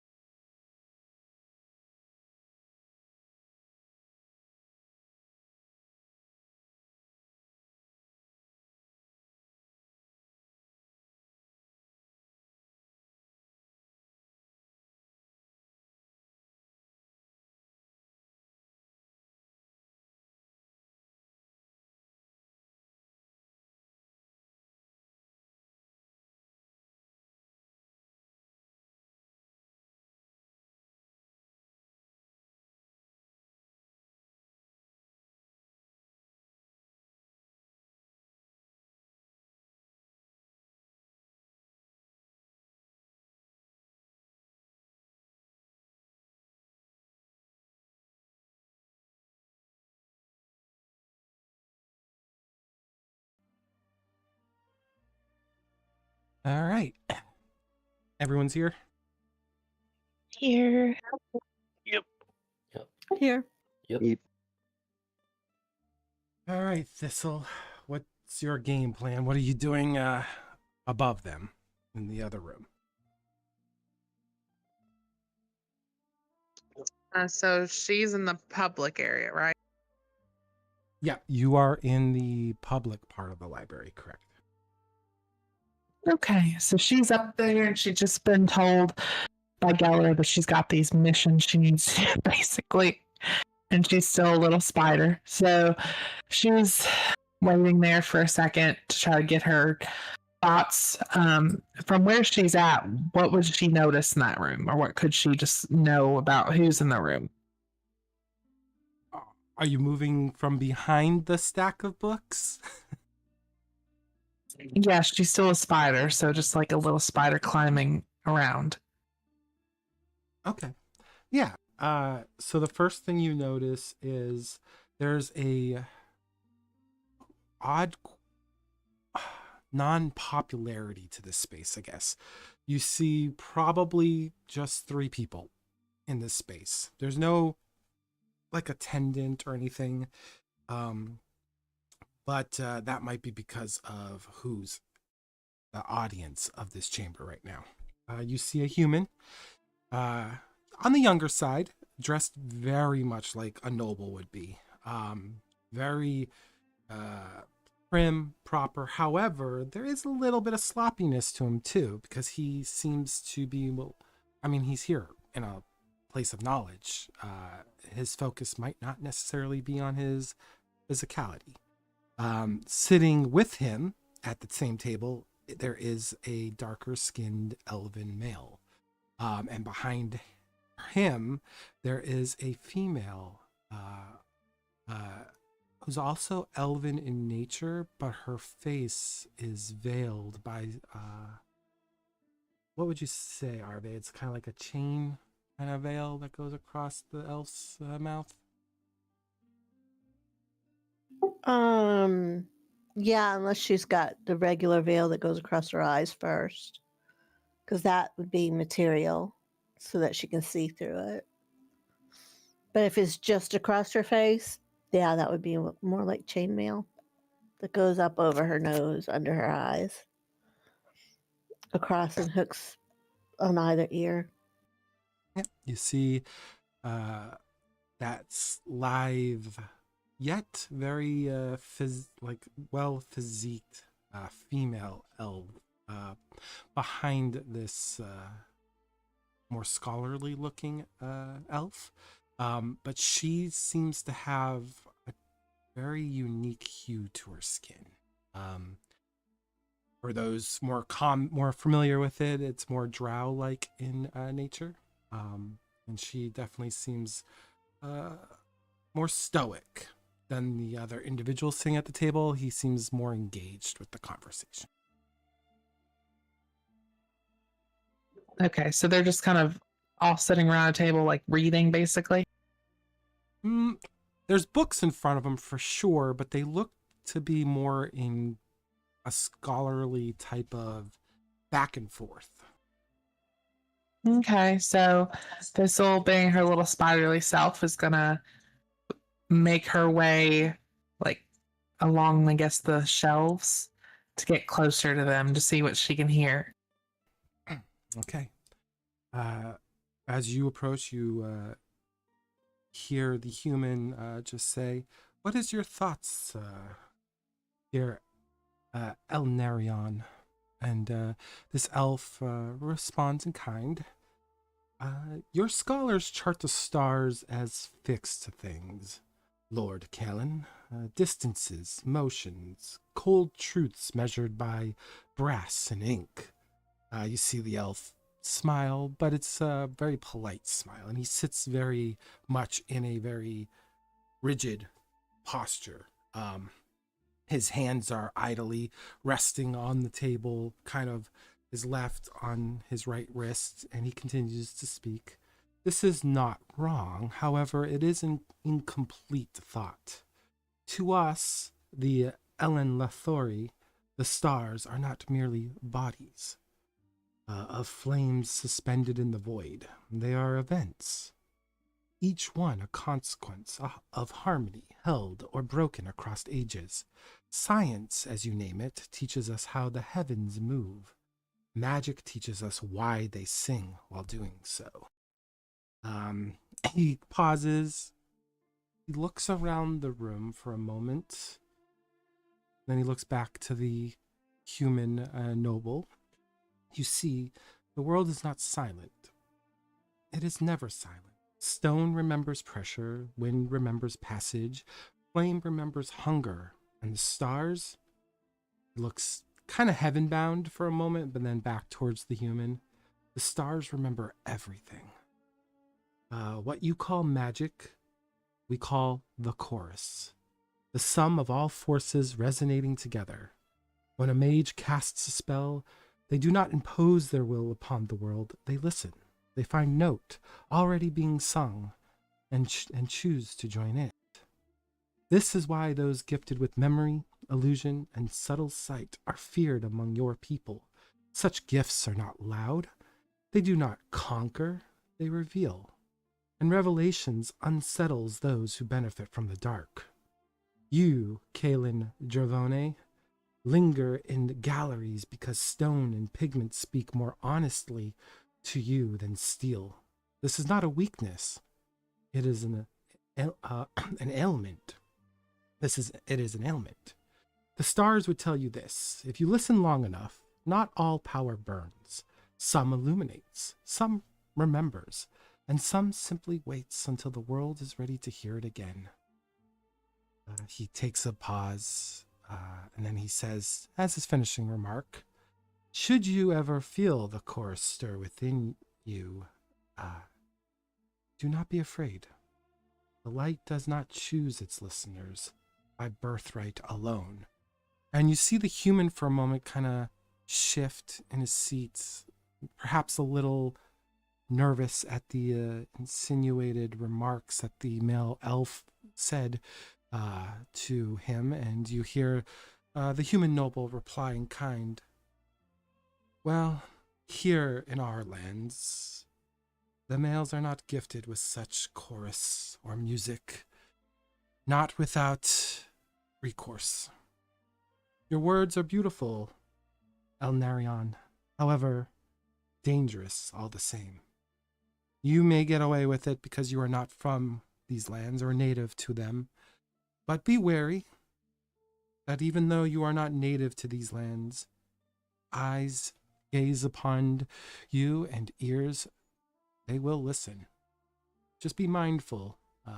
I'm a moderate when it comes to these beliefs. However, even I keep my words silent among my own, because to speak openly about them invites the wrong sorts of invitations that you will sooner or later find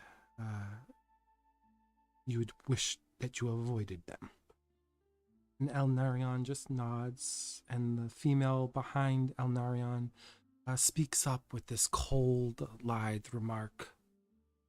You humans overcomplicate things too much, don't you? I don't see a problem with males or females using magic, as long as it's done in the betterment of others. And they just continue that kind of discussion there, Thistle, for, it's a little bit of back and forth, but obviously the human male in this back and forth seems to be a lot less forthright in it. He seems to be more on the defensive, even though there is a hint of agreement. Okay. I think while they're talking, she's gonna make a web. Okay. She's gonna make a Charlotte's Web. She's gonna make a web. And it's gonna be like, she's gonna try to communicate with the web first. Okay, go ahead. What are you gonna put in this web? Oh my god. Death and destruction. Oh my god.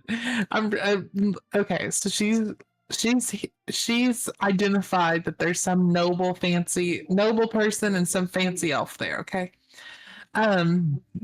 So she's building this web, I guess, in the direction that they've kind of looked a few times, maybe, and she's just kind of quietly like making this web.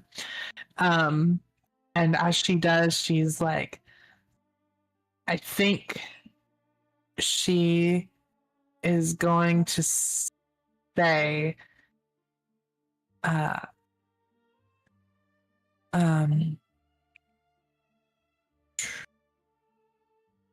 think she's going to type. She's going to type. She is going to try to spell out like sisterhood. That's all she's going to write in the web. Sisterhood. Okay. And you're just creating the internet right now, it looks like. You're creating the World Wide Web, I think. So, Yeah. So, okay, as you write in webbing sisterhood, you see the lithe female behind the elven male look sharply towards it. And she goes, "My lord, I think we should stop this conversation immediately." She just eyes the web, and the human turns around and goes, his face turns pale as he reads sisterhood on it. And he's like, "Yes, I think we should wrap up today. No point in making matters even more interesting than they need to be." Elnarion just looks at the web and looks back at the human, a little confused. They both seem to be taking your message in different ways, and then the female elf seems to be a little bit more guarded just because of what she's learned perhaps about this sisterhood. But Elnarion's like, doesn't know if it's the sisterhood or something else. And as they kind of both kind of make their reaction, she is going to she's gonna like she's going to try to, I guess, like move. She's gonna try to move, like noticeably to them, move and move down, like try to get on the table they're on slowly. And you're doing this just not in stealth, right? You're not trying to be sneaky about it. Not those two. If there's other people in eye shot that could see her, she's gonna be in stealth. But if it's just those two, she's just trying to make her way onto the table. Okay. Yeah, not a problem. You see Elnarion, he looks at the spider, obviously putting correlations between the web and you. So does Kaelin. They don't say anything, they're just looking at you. Kaelin looks a little more scared, just because of the implications of a web saying sisterhood on it after he just was giving warnings about it. And the elf seems a little bit more curious than scared. He seems more interested to see what's going to happen next. And then the female elf actually is posturing herself, and you see that her left hand has flattened out as if she's ready to like squish you. Oh my god, gonna get squished. Once she's on the table and they're looking at her, she's gonna be like like clear her voice a little bit. She's not gonna say it like loud, but she's almost gonna like try to like hush tone it because she's not like a spider. And she's gonna be like, my lords, fancy people, I'm not. She's gonna kind of try to find her words. She's like, I've been told to find y'all because there's some not so good things happening in the basement.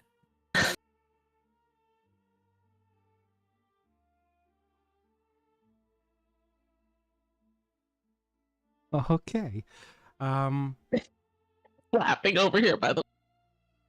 Yeah, why don't you do a presence roll for me. We're going to lean into the charm on this one. And we're going to just say the DCs would normally be average for the elf, but because Kalen's on heightened alert, we're going to say it's about a 13. So a DC of 13.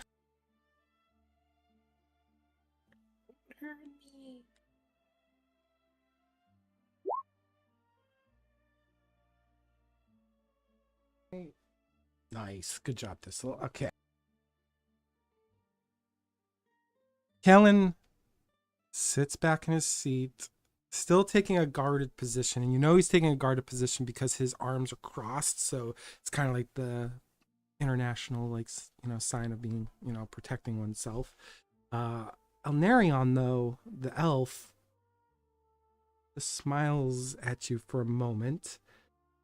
His face actually shows more fascination than anything. Maybe a little bit more pleasing expression as he says, this is fascinating.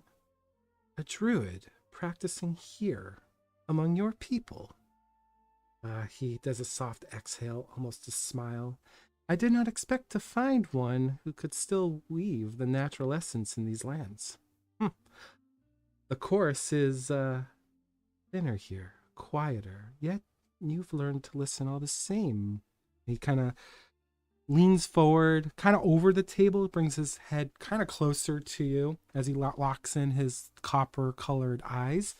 And he just keeps that soft expression.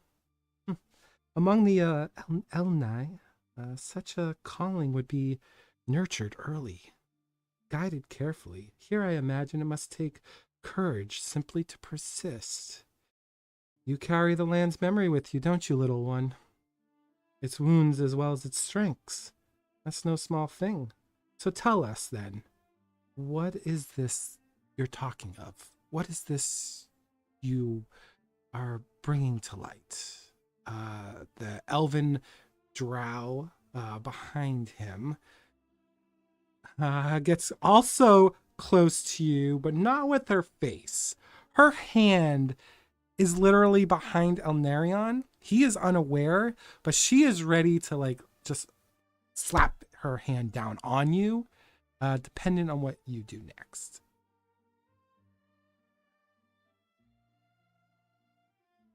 Okay, so Thistle is got their attention for a second. She's just gonna say, all right, how do I say this? And she's gonna look first to the elf, and she's gonna be like, I'm not sure if you're the right elf, but my friend Arabe, I know her as Shroomy. She's one of y'all, though she does have a fungal attached to her head now. She's been trapped in the basement here by the archivist and needs some help. And then she's just gonna quickly kind of turn herself toward the noble guy, and she's gonna be like, and I don't know you, but I think you might know my very close friend. My very close friend. I think he works for some royal family. His name's Ryden. He's also trapped in the basement. And I'm probably not going to last very long like this. But they're going to execute them tomorrow if someone don't help them. And I just had to tell somebody because I got to turn into a cat or something and chase someone down the road in a minute. So that's the best I can do. Okay. Aiden actually will speak first. He kind of perks up when you say Ryden's name, and you hear him say, Ryden? He's here. I didn't even see him enter. Did you all arrive before us? Ryden's a good friend of mine. I'm sure whatever trouble he's in, it must be a mistake. he's kind of flabbergasted a little bit because he's surprised Raiden is here without Raiden having said hello. He's a little more shocked by that. And then the elf responds, I don't know this Arve. I fear not all of my kind are known to one or the other, despite what the younger races often believe. Our years are long, but our paths are many. As for being held captive, I do not know the circumstances, nor do I believe I carry much sway here. We are guests in these halls, not arbiters. Whatever influence my people wield does not easily reach into the private machinations of these noble houses. Okay, and Thistle just kind of looks at them both, and she's like, "Yeah, I hear you. I hear you." And she kind of just gestures, I guess, with her leg to the web she made, and she's like, "The archivist is working with the sisterhood, and they're gonna kill them, whether you know them or don't know them, or like them or don't like them. They're gonna kill innocent people if somebody doesn't do something, and I'm doing all I can, so I don't know what else to do." And she's just gonna kind of, at that, she's kind of gonna move forward. Like, she's not sticking around here, so she's gonna like move like she's trying to get off the table. Okay. Go ahead and do an agility roll for me. The drow is actually going to attempt to up you with her hands.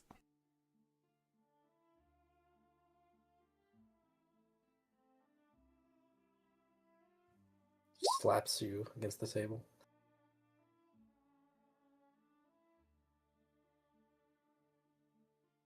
Okay. You were talking a lot and you're focused on Kaelin, but as you kind of like back up and then turn around to just kind of move away, you feel cold hands kind of cup you up, and a hand doesn't conceal you completely in a sphere. She leaves enough so you can still see and breathe. And Caden raises his hand and goes, "Wait. Please don't bring harm to her. This Raiden, like I said, I know Raiden. He's a friend of mine. Most of my family would see him as a servant, but, a servant of the Crown's Guard. But to me, he's akin to the closest thing I have to a friend.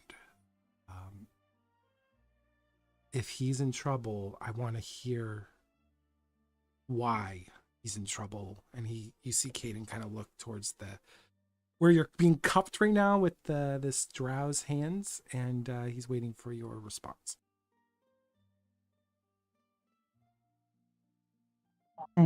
Thistle, when she's cupped, she's like, she kind of looks to the drow who's cupping her, and she's just like, "Listen, I ain't mean no harm, but I can bite." And then when Kaylin says something, she's like, "I appreciate you, noble prince guy, but I don't got a lot of time. My friends are in trouble." And she looks around. She's like, "I mean, we were in a town, and it's called Hartvale, and there was all this crazy stuff. There was a pie eating contest, and I won the pie eating contest. And then there was like this darkness and these dead things, and nature wasn't really working right, and there was corruption and all this junk. And all I know is we fixed it, at least for now. And we came back here to report what had happened, and we're locked in a cell. And it's my job right now to try to help them get out and not get caught myself. And also I got to chase this other Valen girl because she's got my familiar, and she has to get a letter to Ryden's household family. I don't know, maybe you. And she's got it, and I got to get to her soon. But also trying to get more help because I don't know if y'all gonna be able to help me. And all the while, she's starting to ramble a little bit now. Aiden hushes you, I guess, for a moment in a very polite way. He's like, shh, it's okay. I get it. You've been through a lot. Not every noble in this city is out for themselves. I'm amongst them. I'm more of the scholarly pursuit. So please, be at ease. Just tell me what happened recently. How did you end up in the archives underbelly? Thistle's gonna say, well, like I said, we returned from Hartvale, and we were with somebody we found there, Valen. Her memories were all mixed up, and this is where she thought she could get some help. And so we came here, and we went through that door, and she kind of gestures back, talked to the archivist, and the archivist took our names and then sent us downstairs to the dungeon. And after that, well, I snuck up with Valen to get a little bit of information and, well, learned that all this craziness was the archivist wiping Valen's memory with the help of the sisterhood because she knows something about the North and they didn't want her to know about the North. And now we know too much, so now the sisterhood and the archivists are going to kill us all. And that's about all I know, sir.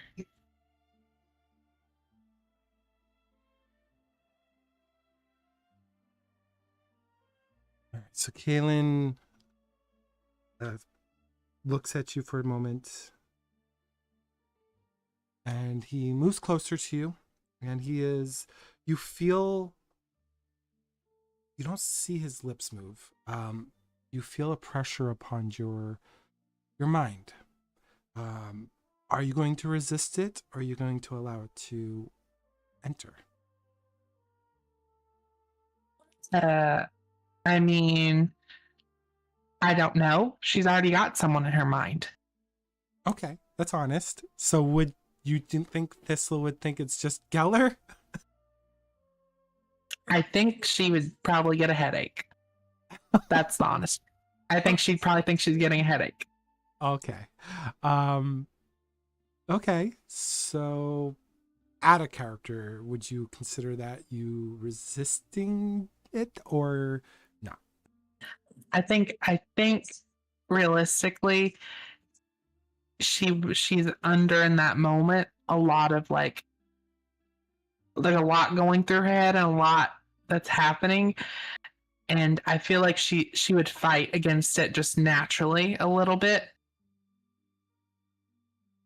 And that's fair. So I wanted to be very honest and see where you would go with that. So let's see. I'm gonna have you roll. Going to have you roll finesse here to see if you can maintain control. The DC will be, from your own description, I will put the DC at 15 just because there's a lot going on for Port Thistle at the moment. Your friends' lives are on the line. You've got a lot of pressure. Perfect. Okay, so you resist it, and Kaelin kind of backs up at you, and he goes, I can't say what I wish to say to you verbally, but I can express my words to you in another way. Would you allow me to do so? She kind of sighs a little bit. She's like, okay, what's another magic head in my head, magic man? And she just shakes her head. Elnarion, the elf, can't help but to let out a polite yet soft laugh. He's trying to cover it up with his hand because he just finds you probably adorable in this moment. But the human, he just smiles and nods at you, and you can actually hear his voice in his head, which he's a man, and this is definitely magic. And you hear him say, I can't know who I can trust or not within my own family. Politics here are very difficult. It's like, he looks to your web, it's very much like a spider's web. Once you get stuck in it, it's very hard to get out. However, I have spent a lot of time here in these archives, including the room where I know your friends are. If you and your friends are in the room I think you are in, there is a way out of there. However, that comes with its own risks. And can she try at this moment? And I know this might be require a check. Can she try at this moment to almost like direct Callan's voice to Geller? So I was gonna ask this. I was gonna be like, can I also hear him in her head? So you can probably hear her responses if she wishes to do so, but you won't hear his side of it, because it's his link to her. But if she's sending responses back to him and she chooses to also let you listen in on her responses, then you can hear that. Okay. Because you're technically not linked to him. So I guess, yeah, that makes sense to me. Very well. Yeah. Because then he would, yeah, that makes sense. She's like the conduit. Like she's the transmitter for both of you, basically. He just sits there waiting for your response, Thistle. Thistles says back, she's like, well, okay. And this is in her head now, right? Yep, it's all non-verbal. Okay. She's gonna say, I understand, I think. There's another in my brain, and it's one of my friends. Well, I wouldn't call him much of a friend, but he's in my head too, and he's locked in that chamber. He's another magic man. Tell me what I need to tell them if they're locked in the room. Underneath the room, there is an older part of the city that resides underneath the archives. It predates the creation of what you see here on the surface. I only know of the entrance because let's just say I'm very curious about things, and the construction of these archives was amongst my curiosities.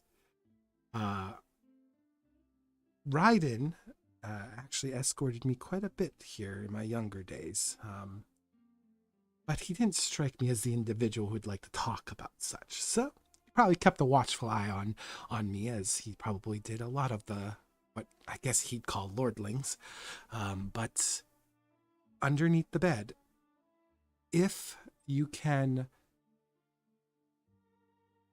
move the bed out of the way without drawing suspicion to you, there is a very veil line between the metal, upon meeting metal. You can find that line and present some form of liquid into it, perhaps a corrosive. Not sure if your friends have such on you. The corrosive nature is not energy based. It's not kinetic. It's not energy itself. It's different. It's a liquid. If you have some sort of liquid corrosive and you can make just a little bit of a dent in it where you could put a finger or a couple fingers in between, you might be able to lift it up. If you can lift it up, then you'll find access to a very dense catacomb. You may get lost, but it is your friend's best chance of getting out of there undetected. And while you do that, that is your plan. I can go talk to my family and see what's going on with at least Raiden. I can't speak for your other friends. I don't know them. But Raiden, he's a good friend. And I will do what I can with my family to ensure he's safe, and in proxy, you all are. But I can't do that knowing there's a possibility harm could be brought to you and your friends. And Thistle, just so you know, Thistle would communicate all exactly what was said to her to Geller. So Geller and you basically would be getting, I guess, just a retelling of what was just said through Thistle's mind.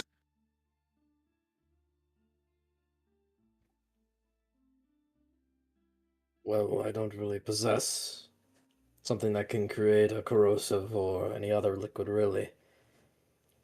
Nor do I possess an item that has those qualities. Thistle's gonna be like, well, you can ask some of the others and see. I guess that's what we gotta do. We gotta figure it out.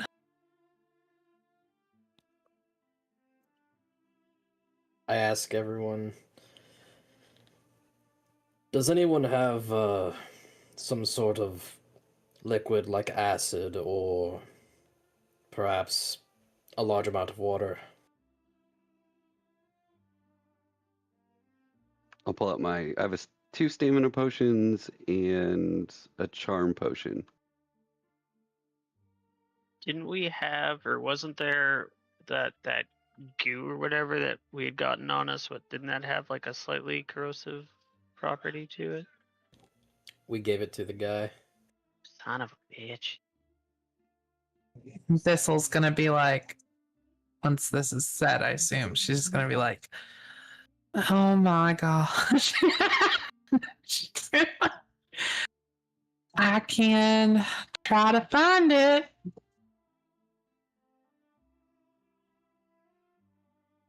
Are you saying that to Geller, or are you saying that out loud? Or there's a lot of He's voices in your head right now.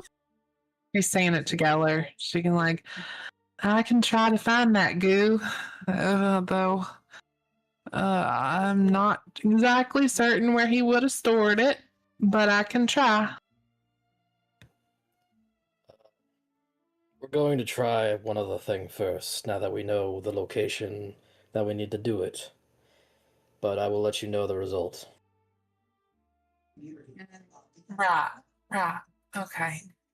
And I guess she'll say back to Kalen or Callan. She'll say back to him, she'll be like, yes, that's very helpful. My friends are trying to figure out about the substance, if they can find something like that, or if I can find something like that. That might be the only hang up. And yeah, if you can talk to your fam and see if they'd be so kind to delay our execution, that would be mighty fine as well and appreciated. Give us a little bit more time to, I guess, escape.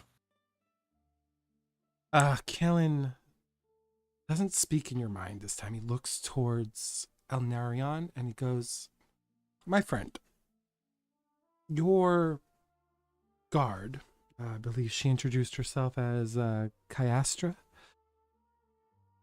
She seems to be more of the unsavory type. She gives him a grimace look like, what do you talk about unsavory?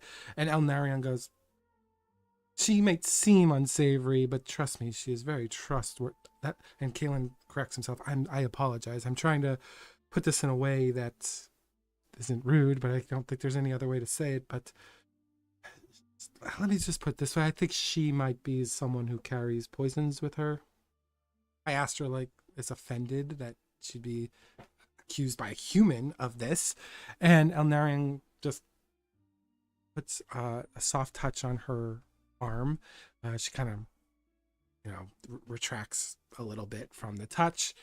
And he goes, Kyastra, just to entertain Kaelin here, as you happen to have the poisons on you, she looks at Elnarion and shakes her head.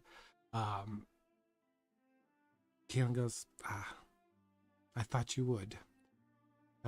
He goes back into your head in space now, Thistle, and he goes, don't know whether or not she's telling me she has poisons or not. However, I have to take her for her word and assume that she doesn't. I apologize. I don't think there's anything I can offer you unless we go out into the city, but that might raise some suspicions, because usually when I leave here, I'm done for the day. Thistle's gonna look at, kind of in her head, be like, kind of a little stressed. And then she's gonna be like, wait a minute. I'm a spider. I got venom. Venom could work, right? Kaelin looks at you and goes, in your head, of course, can you produce a lot of venom? I'm not sure how druidic arts work. Is it poisonous or is it acidic? And she's like, well, spider venom, a little complex. It's got proteins and lots of different things in it. And I could, I guess, potentially drain some of it, though I don't know how much you need. It needs to be strong enough to go through the equivalent of steel.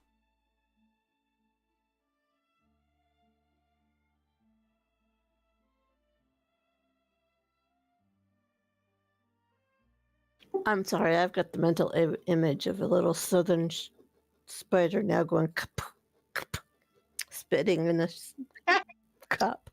I need 9 more hours, guys. Oh my god, I need some more liquid. Go ahead Oh my and God. roll a perceive for me there, Thistle. Because you're talking to Kaelin. Okay. What? Go ahead and roll perceive for me. You're somewhat Okay. distracted because you're focused on Kaelin, so. Okay. Perceive. Oh, you mean instinct? Yeah. Okay. That's a critical. Awesome. You're not that distracted. You watch Elnarion taking something from Kyastra.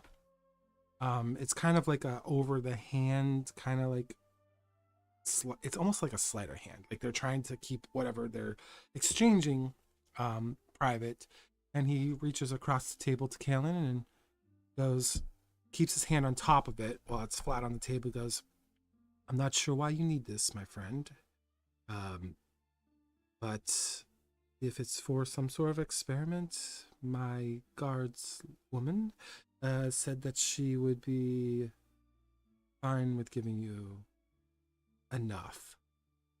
He just slides it across. Hopefully this will serve you with whatever capacity you need it. Just call it a good faith between my kin and your services for helping me here in this library learn a little bit more about your interesting city. And Kaelin kind of understands what's going on, so he puts his hand on top of the elf, and then the elf's hand slips away from underneath it. Kaelin drags whatever underneath his hand close to himself. He looks at it, looks at you, and you hear his voice in his head go, I don't know if you're going to be able to bring this with you. It's much bigger than you are. And he shows you what's in his hand, and by putting his hand above you, and he's cupping it in a way that it holds the slender vial of like a green substance. Okay, so I think seeing this, it's going to be clear she can't carry it, right? Not in a conventional way, not in your current form, no. Okay, and the question is, would she be able to get back through the chamber and everything in a bigger form? Probably not.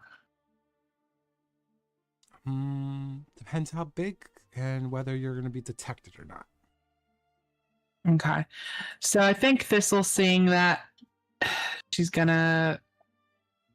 I think she's gonna be like, well, I could certainly try. I'm not sure if a rodent might be better, though it's definitely not as elusive. This, And she just, yes, Master Man. would I have been able to hear like what she was saying? Only the responses, yes.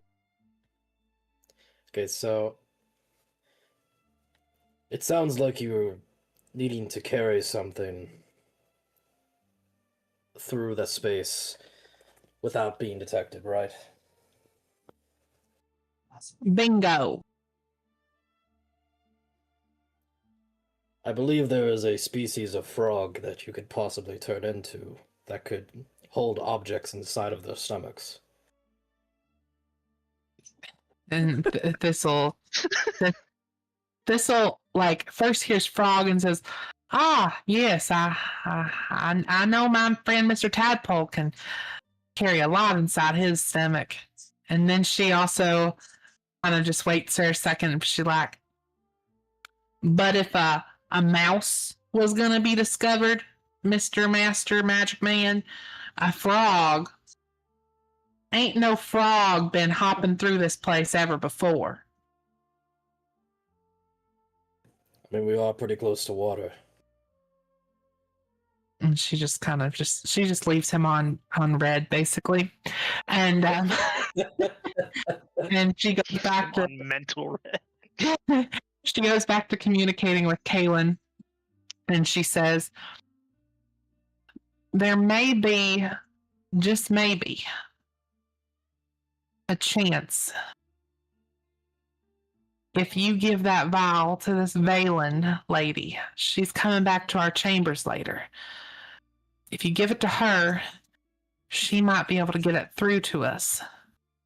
It's risky, but you seeing her also might be able to get the letter that Ryden was meant for your family. If you can get that, then you'll know exactly what Ryden's trying to tell you, and you'll be able to judge for yourself if this Valen character is actually going to be helpful to us or not.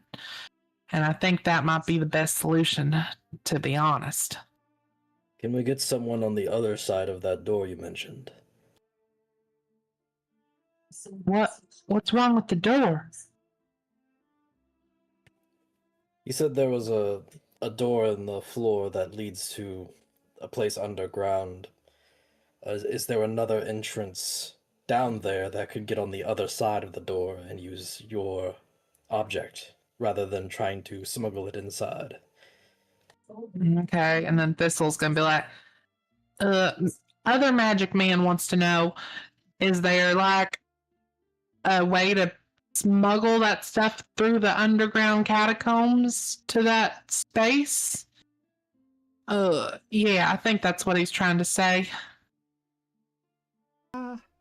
Kellen, well, go ahead. Roll just another instinct roll for me for perceive. Very basic DC, a 10 flat.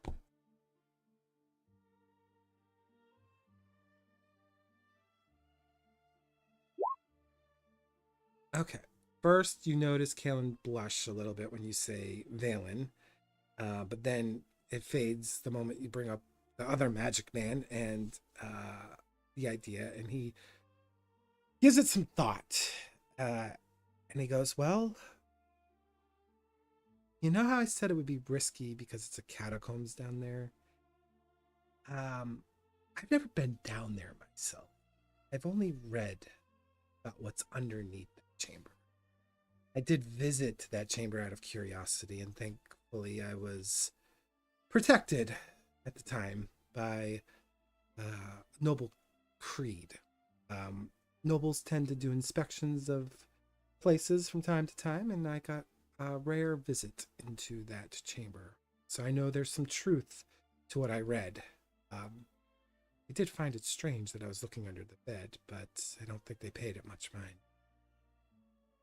But as far as the other side, I don't know if there is a way side. I am just, suppose, hopeful there's a way out through the catacombs. I mean, there has to be, right? There usually is. That said, the reason why I come here, and he looks down, and obviously the elves are just watching him make these reactions silently, and he's just like, she's the reason I come here every day. She is very trustworthy. You said she has a letter from Raiden? This is gonna be like, yep, she does, and I hate to break it to you, sir, but she don't remember a lot. So if you all been sweet on each other, ugh, you might have a heartbreak in mind. Well, I can reach out to her and at least get the letter from her and present that to whoever it's addressed to. Can you, since you have another person in your head, can you ask Raiden if it's a letter that yes, he just leaves it there. Will be like, Dylan, I need you to ask Raiden. My accent today. She's just gonna ask Geller to ask Raiden if Caden or Kalen or whoever his name is can read this letter that Raiden wrote for the family or his, warders. Is This is Kalen Javone, right? Yeah, it's Yeah. Yeah, then yes. Yeah, he said, sounds good. It's addressed to his mother. How tall is this man, Thistle? Thistle? How tall is Galen? Yes. Thistle is a spider. And she's gonna just say, she's gonna say to Geller, she's like, well, I am a spider. And I know that ain't so much smaller than I normally am, but he's pretty big, this guy. But not as big as these elves. These elves are pretty sizable, if you know what I mean. Especially the than way. me? I mean, you are a shorty, so yes.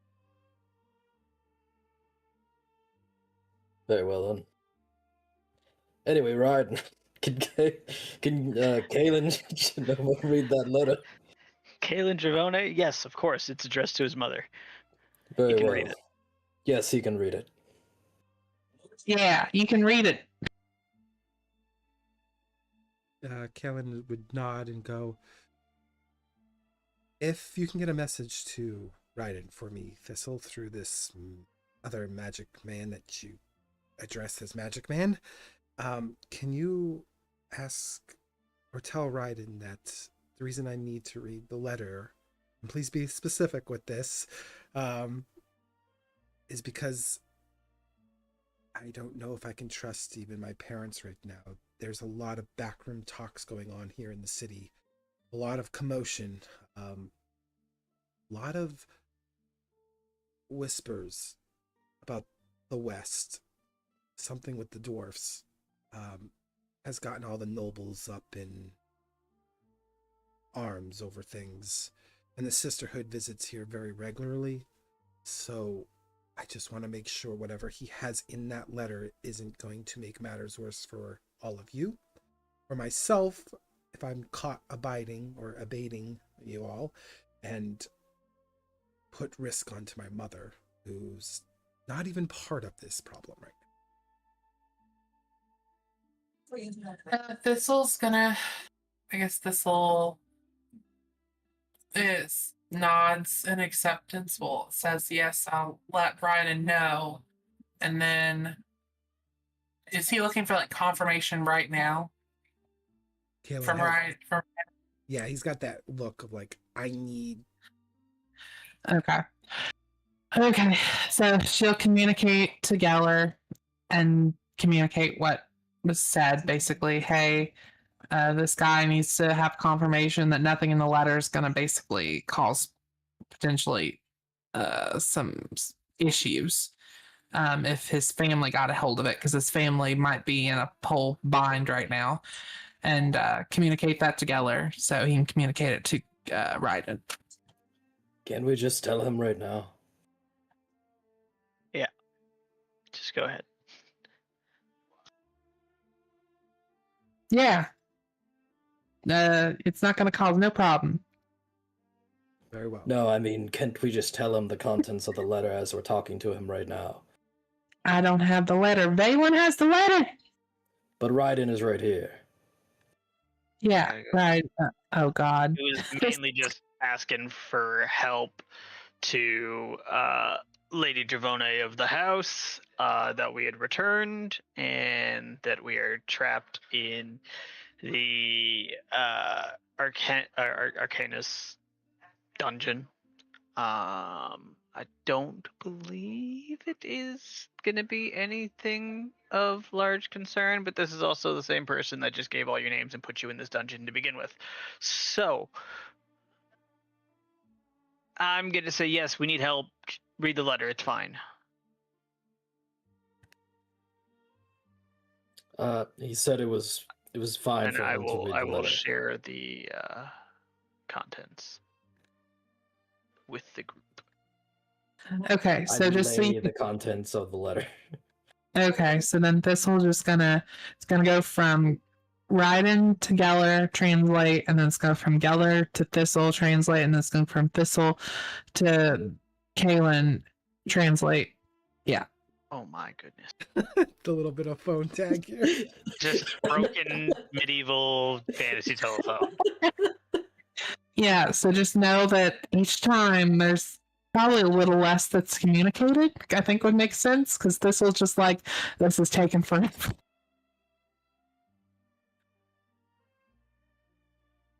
Okay. I know what the contents are. So if you're reading them or repeating exactly what Ryden typed, we're good. So Yeah, yeah. okay. So Caden looks at you and goes, okay. Then here's the plan. I'm going to ask the elves if they would like to meet the High Archivist. The door will open, and that will be your one opportunity to sneak in while I grab the attention of the High Archivist. Hopefully the elves being present will be a shock to the High Archivist and be enough to draw his full attention upon us. We don't get elves, especially noble elves, here in the city. Not of this caliber. So it should be enough to get you in quickly. But I can only afford you a short period of time. The sentinels will be affixed upon me and my guests. But once their gaze falls off of me, their gaze will be sweeping across the room once more. So you have a short window. You understand this? Out of character point of contention. So is she having to carry this vial with her? Yes, he's trying to give you an opportunity to do so. Okay, this is gonna be terrible. Okay, she's gonna be like a rat or something, because that's the only thing that could work, I guess. A mouse or a rat that could hold it. So, okay. Okay, she just acknowledged it. Understood, Magic Man, and Magic Man number 2, and then I guess maybe Magic Man number 3, Magic Lady? Oh, goodness. This gets complicated. She's saying all this in her head, though, with him. I don't know if the ladies... Whatever, that doesn't matter.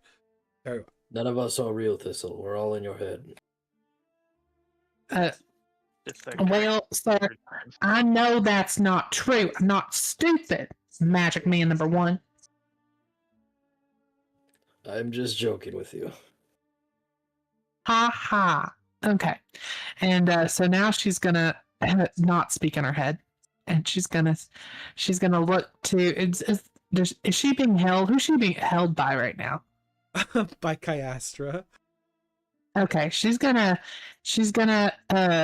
look to Kaylin and blink twice, and then she's gonna look to the elf man and blink again, and then she's gonna look to Kyastra and say, "If you kindly put me back down, and I'll be on my way, ma'am." The way you say ma'am makes her narrow her eyes upon you with like this disdain, and she promptly places you on the table with a not so gentle placement, as if she's not disgusted necessarily with you being whatever form you're taking at the moment, whether it's spider or rat. She's more just disgusted with the fact that she's in the presence of all of this. And she just steps back, looks at Elnarion, and Elnarion obviously isn't completely following because a lot of this happened in your head. And he's just looks at Kaylin, and Kaylin's like, how would you both like to meet the High Archivist? I think it would be a great and rare opportunity for the elves of the eastern continent to get an opportunity to see how our High Archivist handles his daily affairs. Elnarian's like, well, that would be fantastic. I didn't think we'd have an opportunity to meet such a figure. And Kellen's like, yes, I think it would be a wonderful exchange of cultures. And I think the High Archivist would agree. Kyastra's like, nonchalantly doesn't have an expression that shows care or want. She just keeps a focused eye on Kaylin. She does not seem to be soft in this way. She seems like she has a task at hand, and that's what she's focused on, and that is seemingly being a protector of this male elf. Elnarion stands up. They push the chair back. Kaylin stands up. He looks towards you, Thistle, and he goes, well, if you will, Elnarion and your compatriot, I will be glad to introduce you. And they start walking towards the Okay. While this is all happening, she's gonna go back behind like a bookshelf, and she's gonna transform into like a mouse. Okay. Like a So, field mouse? Yeah. Yeah, a field mouse, a small little mouse, just big enough so she has a little bit easier time. I guess she's gonna like, oh, actually, maybe, ooh, this is hard. Trying to think what would be easier, a mouse or a chipmunk? Oh, do a chipmunk. I think she's going to do chipmunk because she can put the vial in her mouth. I just said chipmunk because they're cuter than mice. Yeah, I think she's going to do that because it's going to be harder, I think, for the mouse. So yeah, she's going to be a chipmunk. Well, chipmunk.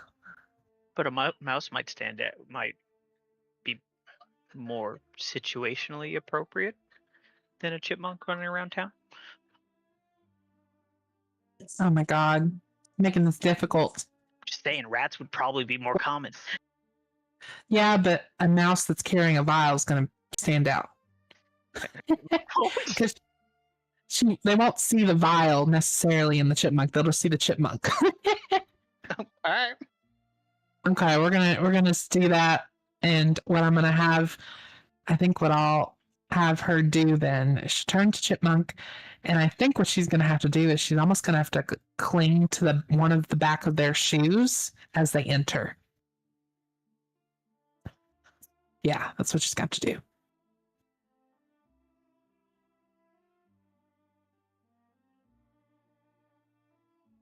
Right, so you watch them enter, and Kaylin gets permission from the guard at the door, and the door is opened. You're watching this, and you hear Kaylin immediately try to grab the High Archivist's attention. You hear him go, Hi, Archivist. If you have a moment, may I interrupt? You hear the High Archivist go, yes, Lord Dravone. Kellen just raises his hand. That you may call me Kellen. There's no formalities between old friends. The Archivist goes, And he goes, I just would like to introduce our elven friends from across the Great Sea. One of the delegates is of the Caltharian line. Oh, interesting. And they start actually talking at this moment. Okay, well, as soon as Kalen's, begins his talk or whatever with the Ant Archivis, whatever, then you got little chipmunk thistle that's gonna kind of roll off to a corner and try to like stay to the side of the room, I guess the far corners of the room, as she tries to race her way to the door, which she knows goes downstairs. Okay, I'll have you do 2 rolls here. First roll is just going to determine the difficulty of your stealth roll. So I'm going to have you do an agility check. This is going to be based on maneuvers because you have this vial in your mouth and you're trying to be quick, nimble, and careful because you want to be quick and nimble because you're trying to not be seen. And you're being careful because you are literally carrying an acidic vial in your mouth. So go ahead, roll that.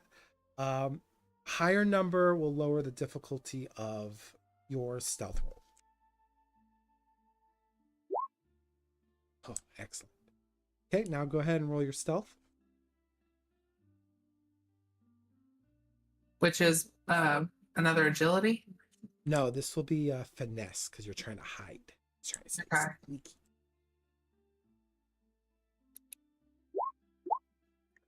Great job. Okay, so you're 21. Definitely brought the DC for your hide to 10. So great job. And so you kind of like, as a chipmunk would, you're kind of doing like this little running across, scurrying across the stone work. You do see, for the first time ever entering this room, you do see those large sentinels actually looking in the direction of Kalen and his guests. They actually make movements. These large lumbering metal, machine-like structures actually make movement. But you don't have time to marvel at them or even try to think in thistle logic right now. You have an objective, and you run towards the door that leads down. And once you get there, I'm going to have you do another agility to maneuver underneath the door because the crack isn't very big, but it's not too small either. It's just right for you to fit through, but you're trying to fit a vial through as well without it releasing from your mouth because potentially that could fall down the stairs. So go ahead, roll that agility check for me, just a base 10 DC. So I just want to one thing too. Would this roll also affect if she would be heard? Nope, that was your hide roll. So okay, you're good on your hide. Perfect. With fear too. Nice. So yeah, you kind of push through. You do hear a little, like only you, it's not loud. You hear the grinding of like a little bit of the glass vial against the bottom of the door and the ground, but you get through. It's loud for you because it's in your mouth, and so it's kind of reverberating. And then you squeeze through. Your little chipmunk butt kind of hangs out in the air for just a moment until it goes pop, and you're out through the other side of the door. Yep, she lets out a little toot as she pushes through. Okay, great. Better out than in, they always say. That's funny. Oh my god. But yeah, so she gets through the door and she'll just kind of race herself down the stairs then toward where that room is. Yeah, you get to that room. Now, this is the first time any of you have seen the outside of this room. You notice that what was once a very cozy looking exterior, you notice is now just almost a solid wall of metal. However, where the door is, do see there seems to be like an illusionary type of effect, but it's not necessarily illusionary. It has almost like the door itself looks almost like it's liquid, like it ripples just enough on your side. Okay. So this is, I guess this is the out of character kind of question. So Valen put them in this room. Valen didn't kind of get any indication on what the door and how to enter or exit. Valen did. Obviously, Valen knows how to get in and out, but she I know, might but have something she didn't on her side. communicate anything or show anything to anyone, right? No. Nothing. Okay. So on my side of the door, I don't see any way to get in. The door on your side is rippling. It's like a water. Okay. Okay, so it looks like it's almost like false. Yep. Okay, so it's loose.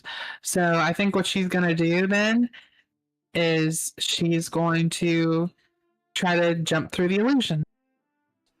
When you jump through it, you realize it's not necessarily an illusion. Like you feel the liquid reverberation of you passing through it.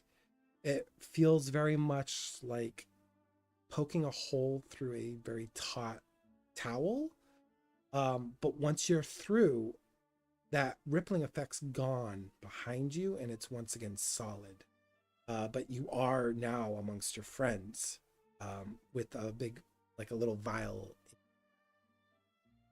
Okay, before she, I guess, okay, she's gonna, even though she's in the room, she's gonna kind of turn herself back toward that door or where it was. And she's gonna look at it for a second.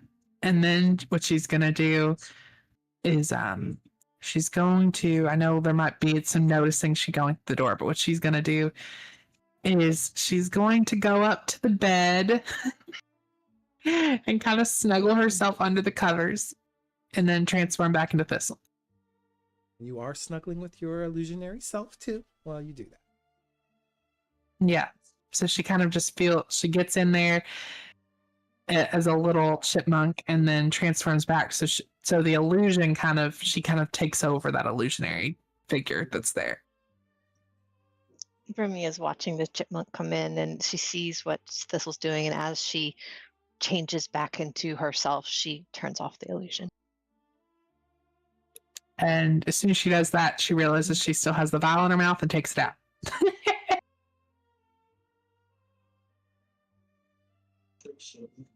She's gonna kind of get out of the bed and kind of do like a little stretch. Also because she's been in a small form for so long. And she's gonna just say, well, that was an adventure.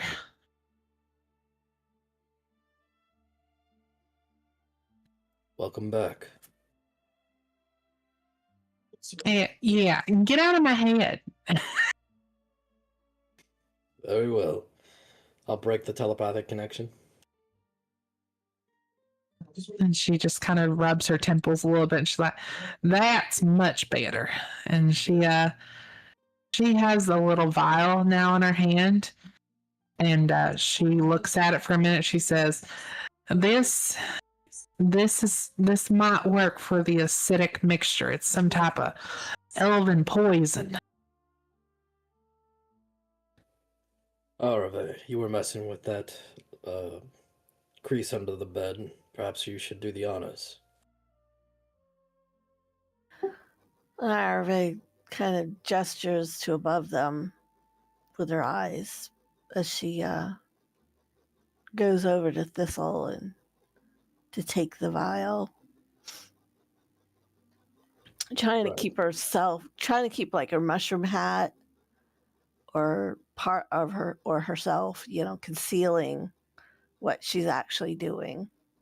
And Thistle's going to speak up a little bit when she gestures like, the archivist is distracted right now. The other magic people are up there talking to him, so we might have just enough time to get some stuff done without him noticing. Should I cast a spell to obscure us? I don't think so. Arave kind of goes back to what she was doing before that nobody seemed to notice from above, like half under the bed.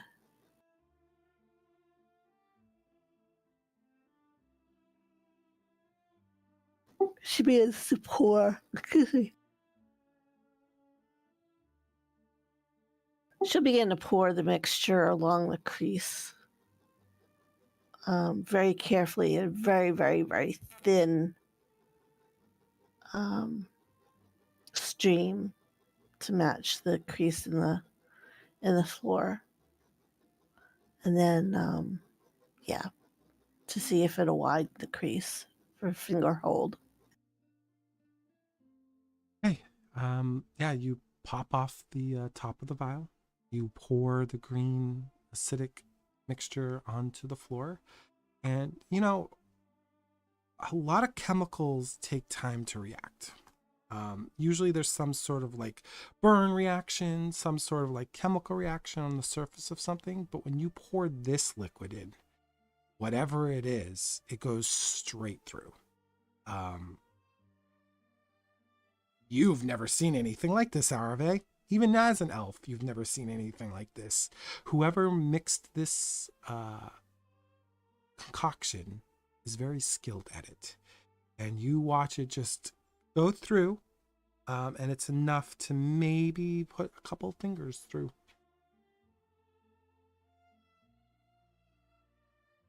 Okay, first, before she puts her fingers in, she'll take like a piece of her mushroomy self and pull it off, like from around the collar, the part that actually sheds every once in a while.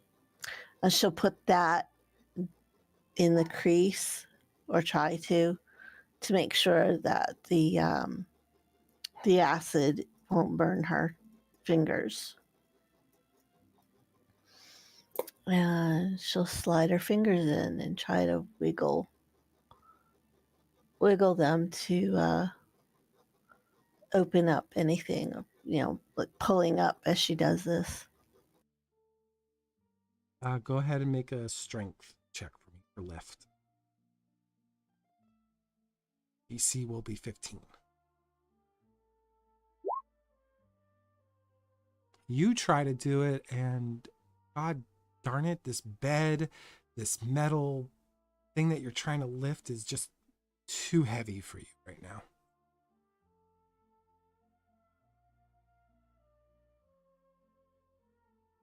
She looks at her fingers.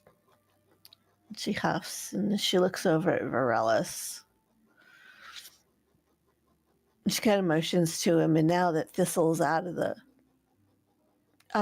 bed, she pushes the bed over a little bit, jumps and sits on it. She's just pushing it for the fun of it because she's bored. And she motions to Varelis to that crease in the floor.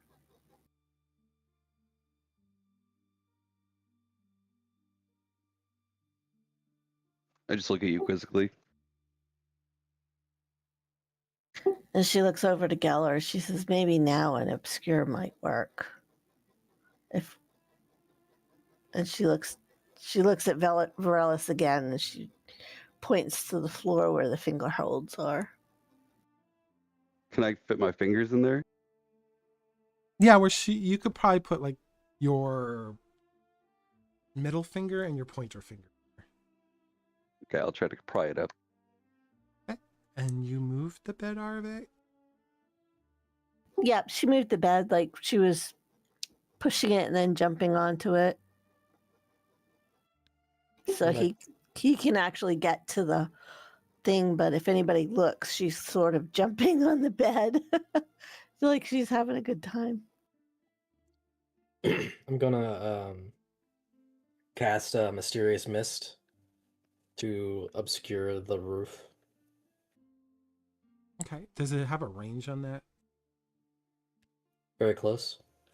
Oh, okay, so it'll obscure you guys too. Oh, good. No, that's You'll good. hear Araby going, Thistle, not again. Ew. Gotta make a 13 spellcasting roll.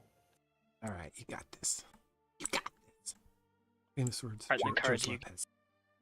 I don't have those. You don't have this. Oh You no. totally didn't have this. Oh no. Didn't have enough faith in the cards, Yu-Gi-Oh. I didn't have the heart of the cards. I'm sorry.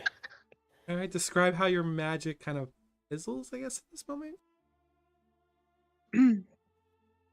I attempt to make some sort of like a steam.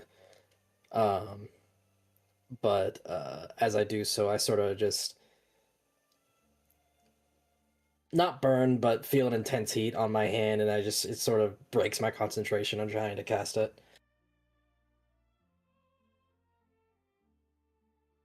Okay, the room is still relatively clear right now. Yep, pulling it. Yeah, go for it. All right, go ahead, make your strength check, but the DC will be a 10 now without the bed on top of it. Is it heavy or is it just kind of burdensome? It's like a metal slab that you're trying to pull up. It's got Okay, some can I weight to use it. can I use the water wheel experience, holding the water wheel in place and lifting it back up? Yeah, that's one of your experiences? Yep, that's my very first experience. Absolutely, you can.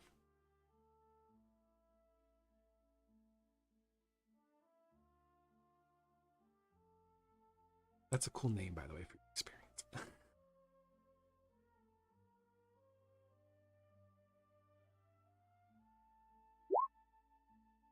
Easy. You lift this slab up very easily, and you see there is indeed a drop.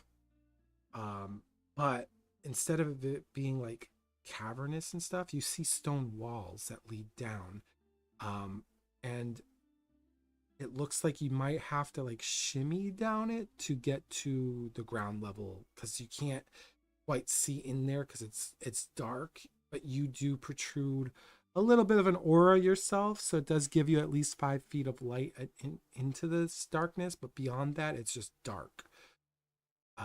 You don't know how far down it goes, but you know at least it goes further than 5 feet. I'll look back at Ryden and be like, how well you know this guy? He's as close to kin to me as I have. Okay. I'll shimmy down. All right, go ahead and just I'll let you choose. You could do it with agility or with strength. There will be always strength. Okay, go for it then. Base difficulty, average 10. That's okay. That's something I can use. I will say with the fear roll, you grab onto the ledge, you start going down, and then as you try to like use your back to support you on one wall and then your arms and legs to support you on the opposite, it's a little slippery. You might have hit some like dust or some gravel that might have been on the surface of the wall itself. You fall, but it's not that bad of a fall. You drop maybe about 10 feet, but because you're so tall, it's not that bad. You don't take any damage, and you land. Climbing back up would be a bit of a problem for you, but the fall wasn't that bad for someone of your height. Okay, I'll tell the next to come down. Arve is going to call her cat over, who'd been sleeping in one of the corners, to go down next, almost like a scout. Varelis, are you going to be helping people? Yes, I'll help him down. Then there's no rolls required as long as Varelis is helping. Is he going to help my cat down? Or is she just going to jump? Are you gonna catch me? I'm scared. Indeed. You can go ahead and you can explain what your cat does. Okay, the cat will go to the edge because it's a big cat. It's not a little cat. And she'll jump down. She'll land next to Varellus on all 4 feet. She's sniffing and taking in which direction the air is coming from and so forth while the rest of us climb down. So Arave will start. She'll sit on the edge of the hole and dangle her feet and then push herself off to hop down.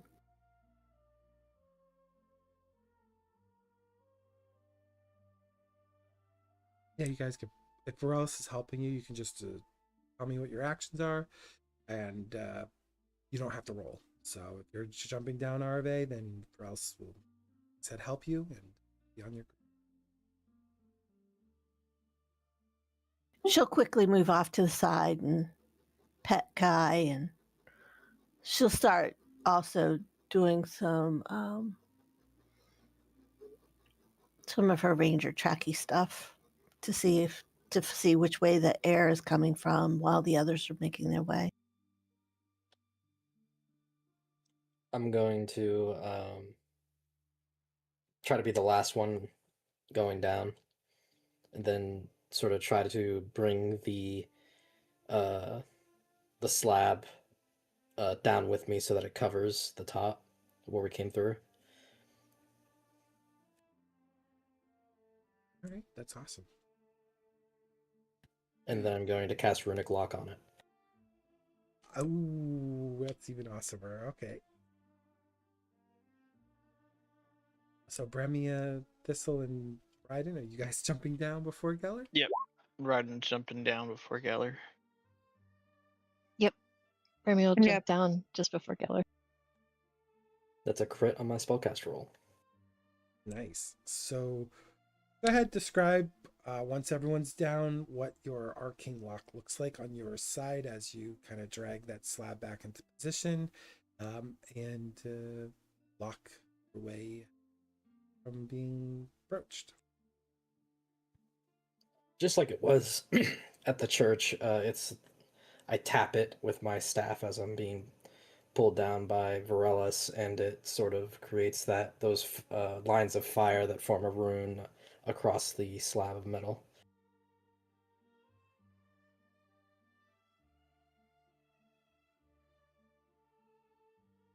Give me 1 second here.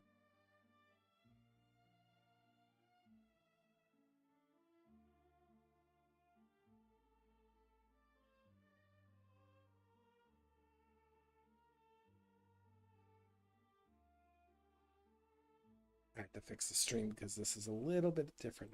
So, as you guys can see, you actually have a map to explore. That's going to be awesome. I Very- cannot see it. I see just black. In the corners, you actually have to zoom out. You'll see you only have a little bit of space unlocked. I actually blocked out the rest of the map.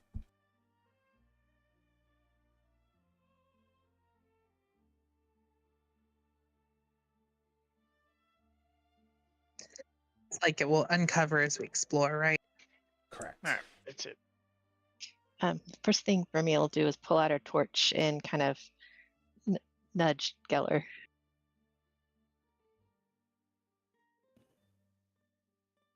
Yes.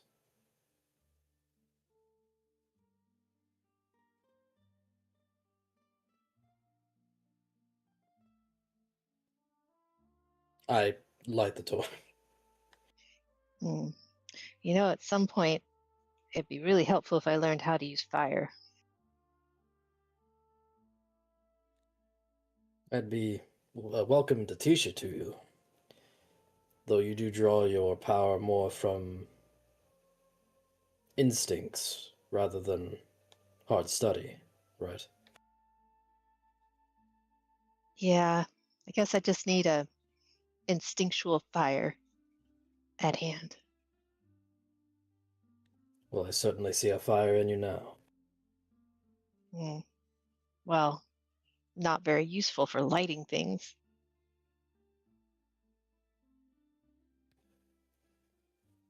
You'd be surprised how much that fire could light up other people's hearts. She gives him a weird look. Sorry, that was a bit abstract of me. I'm not much like that, am I? You're in a weird headspace. I'll forgive you. Who has the torch? I'll grab this torch from Burmia. No, this is my torch. Get your own.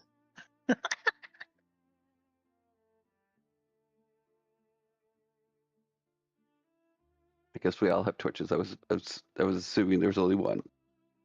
I think we all have equipment with torches in it. I don't have mine anymore. I don't think I have one. I have a torch, yeah. So I'll light mine up too. And I'll lead down the tunnel. Yeah, and are you able to move your piece, or do you need me to move it for you?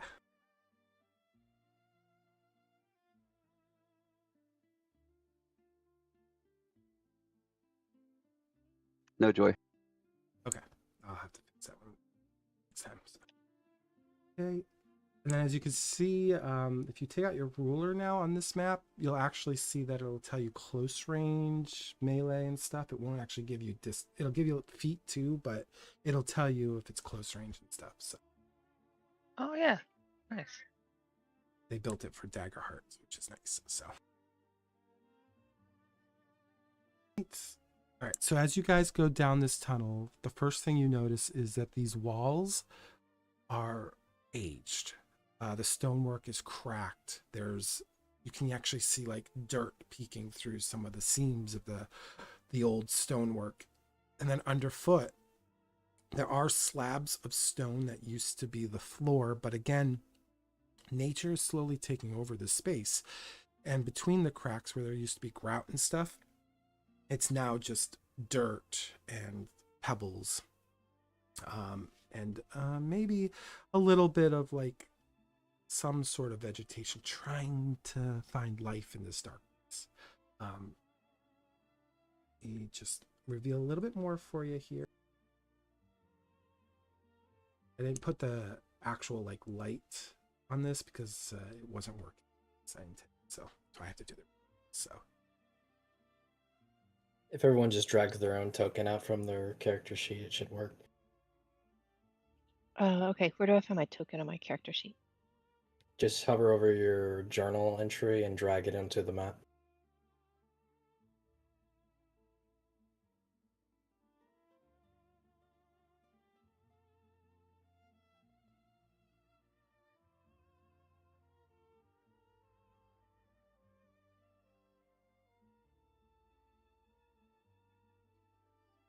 I got none of that.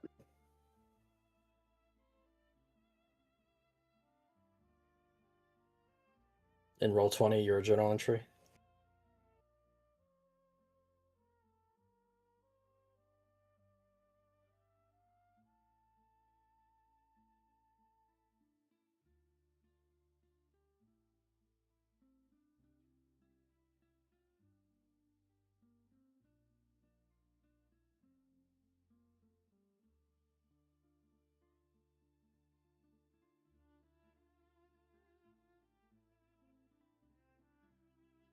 No, we have.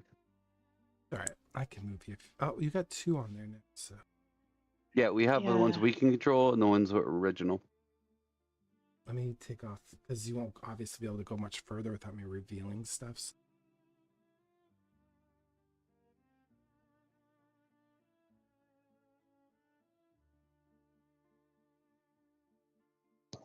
Okay, so I guess the question is, do we want to move our own tokens, or do you want to move our tokens? Because if you move our own tokens, we got to remove the ones that you placed on the map, basically. Yeah, I already We all moved should be real theirs, people. so. Okay.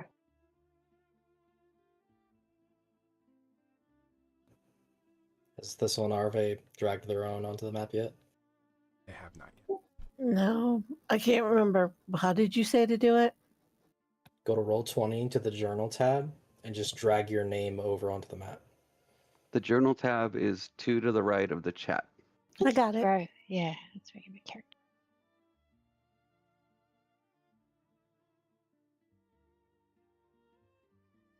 Can you move your token, Tony, so I know which one to delete?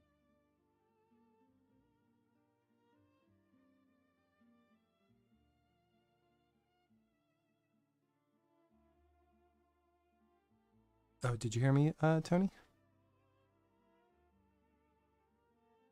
I did. Okay. It's the top one all the way up.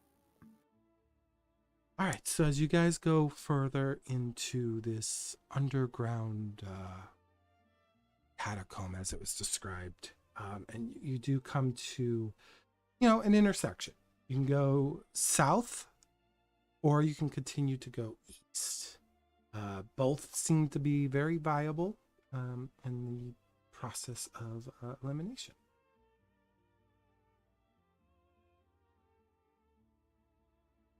We're going left.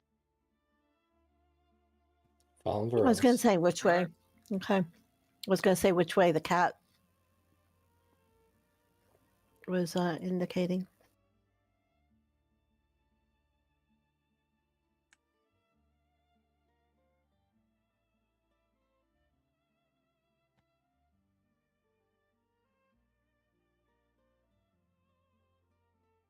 Okay, so as you guys go down this corridor, you do hear the faint sound of moisture kind of dripping in the space. It echoes. Your footfalls kind of echo too because it's very silent. You're probably the first people to walk this space in who knows how many centuries or decades or even millennia, who knows, but it's stale down here. The air doesn't seem to be moving. It's very lifeless in the sense that it's hollow. So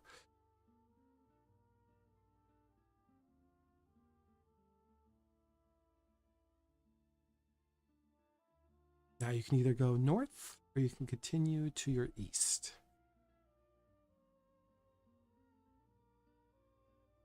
I'm going to go left. Begin to proceed northward. I'm just going to move it to the edge if you're okay with that. Yep, wherever I draw is as far as you can go.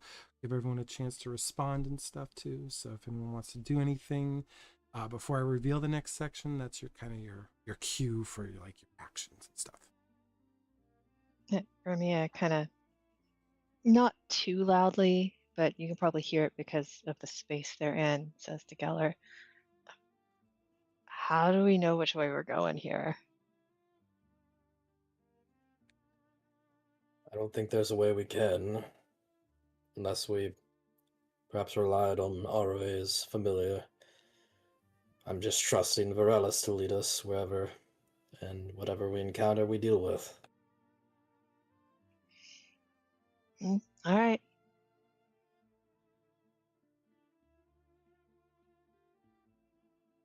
I'm going to pause and use Kai's scout ability. Okay, and do what? You said it's all stale down here, which she so her scouting would be for fresh air or an enemy. Which direction? You have to, when you're doing that kind of stuff, you'll have to be a little bit more specific. Okay, well, it would be north, whichever way Vaeryndel was going, but she's at the crossroads, so normally I would have her do either way. Okay, well, they Looks just like a dead end up here anyway. Yeah, and I'll explain. Yep. So I guess for now I'll hold it and just go with everybody else. Okay. Well, when you guys come to this chamber, you do see a room that was once colorfully adorned in a multitude of various shades, from purple pigments to various blues. At the center, slightly risen stone slab mirroring the colors on the walls. It looks like it could be moved. And then I don't know if you guys can see the little pin on the map, but if you use your arrow key, you should be able to double click it and should open up a little snippet for you. That's really neat. Yeah, that way you can see the little Oh. image. I would like to look around the room. Is that instinct or is there a find? Yep, so that would be actually I had to close down things because my stream was acting up, but that would be I'll let you do, you can either do a very close analysis of the room, which is a little higher DC because you're going very slow, but you might get a lot more information if you succeed. Or you can do an instinct, which is kind of like a sense and perceive, which is more of a broad kind of examination.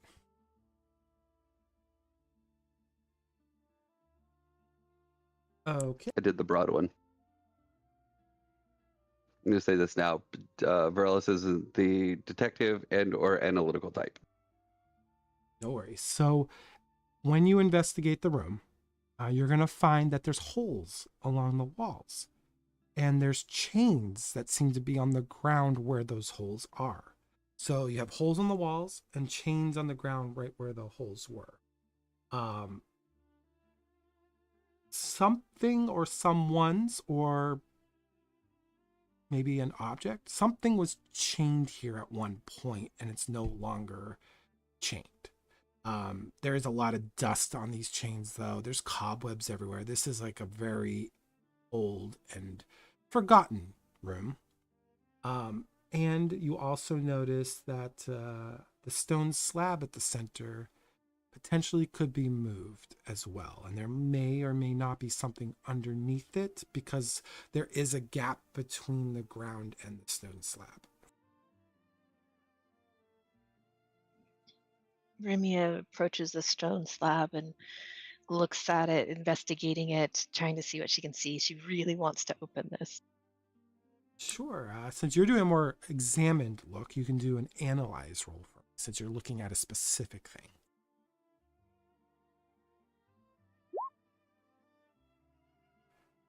It's really dark down here, and you're, even with the torchlight, you're trying to squint your eyes underneath the stone slab, which is probably really pitch black underneath it.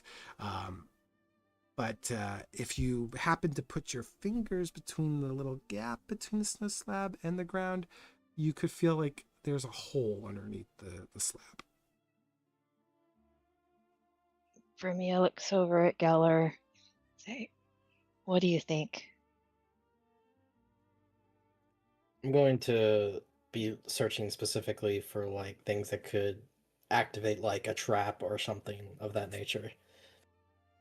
Oh, that's awesome. So, yeah, go ahead and just do it. You can, I'll give you two choices here. You can do the analyze, a little higher DC, but it'll be very thorough. If you do an instincts, it'll be a little lower DC, and we'll see what that gives you as a result. I'll do the analyze. Okay, perfect.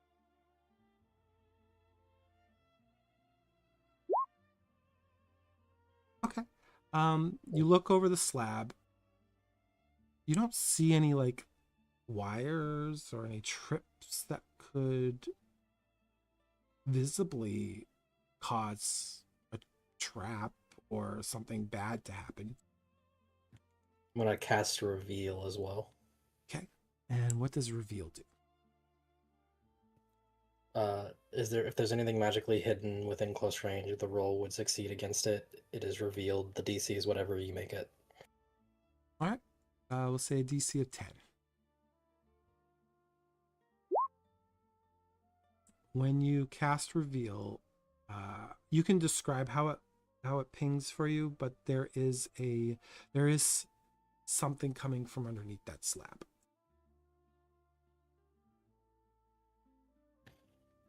I'm I'm getting some sort of magical presence from beneath the slab. As there's sort of a um like when it's hot and there's like those heat waves above the concrete? That's sort of Yeah. like the effect that happens as I'm sort of searching the area with my magic. Oh, that's badass. When Geller says that, Brimia will pay attention to her arcane sense to see if she can sense the same thing as well or anything different from what he sensed. Okay, and that is no roll, right? Yeah, it's just a class feature. Cool. Your natural affinity with magic, being born of, the weave or the essence or whatever Bremia believes magic is, you do get a sensation, however you wish to describe it, also from the same area. Are we able to glean anything other than that it's magical? Like it's what type of magic it is, or no? It seems to be some sort of enchantment type magic. With reveal, I'll give you that. I think with Bremia's is more of a natural affinity to sensations, so she probably feels there's a magical presence there, but it's not she's not taught magic in the same way you are, Geller. So for you, you definitely get the sense that there's some sort of like enchanted type of magic placed upon something within there. It's not like an evocation or like that. So I think it is safe to move the slab. Yeah, when Brimia uses her arcane sense, it's kind of like in those games where you can hit a key and things glow around you that you might want to interact with. It's kind of like that, only it's not a visual glow. It's more like she can just sense there's something magic there, and that's about it. ooh, a little Assassin's Creedy. I love it.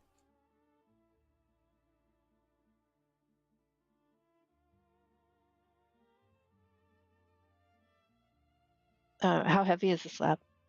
It's a stone slab. It's multiple colored. It's got a lot of facets of the blues, purples, and oranges that you see painted on the wall, but the paint's obviously very dull, kind of very weathered, just because time's starting to erode at it. But yeah, it's a stone slab, so it's definitely at least as heavy, if not a little heavier, than Bremia and Thistle individually.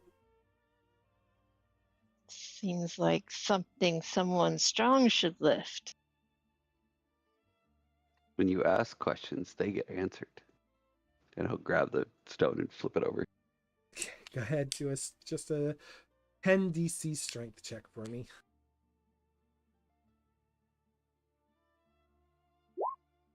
Nice. Oh, nice. Go ahead, describe how hard you throw this stone, and yeah. No, I pick it up cleanly, like no strain, nothing like that, and then I set it right next to Bremia. Perfectly right next to her. Well, when you do that, you reveal to everybody, because there is a torch lit, there is something cloth neatly folded at the center of this perfectly squared hole, slightly smaller than the slab, so the slab could rest on top, and it looks like someone deliberately placed this fabric in position.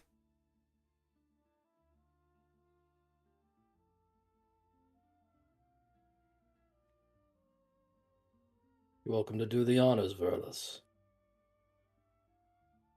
No, that's y'all.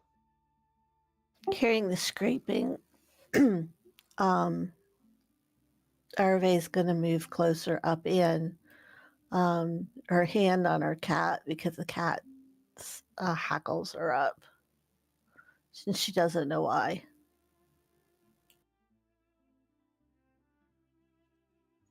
Brimia would approach the opening and gently pick up whatever cloth wrapped object is. Yeah, you see the object itself is the cloth. Like it's being bound by string, very much like a package would be. It's wrapped from left to right horizontally and wrapped vertically from north to south by like this very weathered rope. It looks like it's about to just fray off, but the cloak itself, you could tell it's a cloak because there's little fasteners that are kind of like at the top where you can definitely make out the start of a hood that's kind of folded into this neatly squared shaped pattern. Brimmy would take the string off, unfold the cloak, and hold it up to see how big it is. Okay. So when you do that, you watch this cloak. It looks green at first, but then as you shake it, the green turns to blue, turns to red, turns to orange, turns to gold and white in just one swift, like gradient type motion. And then when the cloak settles, it turns back to that boring green color. How big is it? Like, how tall would a person wearing it need to be? When you touch it, it is perfectly sized for you. I hold it up, shake it, watch the colors, turn back to Geller and show it to him. Any idea what this will do if you put it on? I'll inspect it, try to ascertain its nature. Sure. Are you holding it? Yeah, Brimmy would hand it to him just to see what would happen. Because it's perfectly sized to her, she's expecting it to get bigger when she hands it to him. I take it. It does get, it fits perfectly for you, Geller. Now it no longer looks like it would fit Bremia. And when you touch it, again, ripples of just two tones of color, this time orange and yellow, kind of flash before it turns back to that boring green. You can roll analyze for me if you'd like. Okay. You take a close look at this and you realize one of two things. This cloak seems to have some sort of enchantment on it that is obviously allowing for a multitude of colors. But you're surrounded by rock, and the harsh nature of this environment lingers in your mind. And when it does, you watch the cloak's fabric turn into a brittle rock-like texture. It's still amicable. It still flows like a cloak would, but now it's kind of like rocky material that grinds as it kind of waves a bit.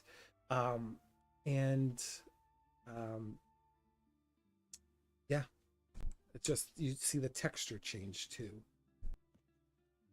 Seems to be a cloak used for stealthing. Ooh, well, that's useful. Would anyone like it?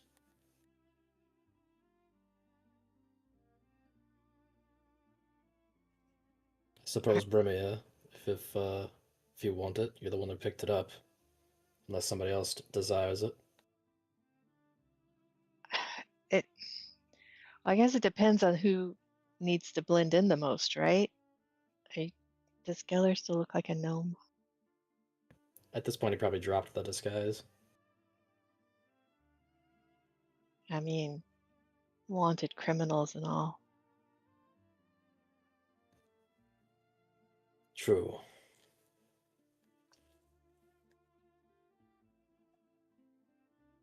I guess I put the cloak on. Okay. And what would be Geller thinking tactilely of his current situation? Probably just wanting to be as dark as shadow, so probably black. Cloak turns to black. And are you still thinking of like the rocky material around you? What are you thinking of as far as like texture? Yeah, probably just, since it's all that's really in his vision, it's just the roughness of the rock. Yeah, so the cloak seems to be innately activating with your ability to spellcraft. And when you think of texture and color, you see that the thing changes to the texture you desire and the color you're desiring. And then you realize, read about these artifacts before. Noble aristocrats tend to have them because they're usually used for show, not for practicality. And you realize this is a cloak of colors. It allows you to change the texture of the cloak at will, as long as you have a spell casting focus, and the color of it. So you can change the color and the texture of it. So you can make like you can change the fabric to like cloth, silk. You can change it to like a rocky material. You could change it to you could change its like material makeup as well. What is the name of it? A cloak of colors.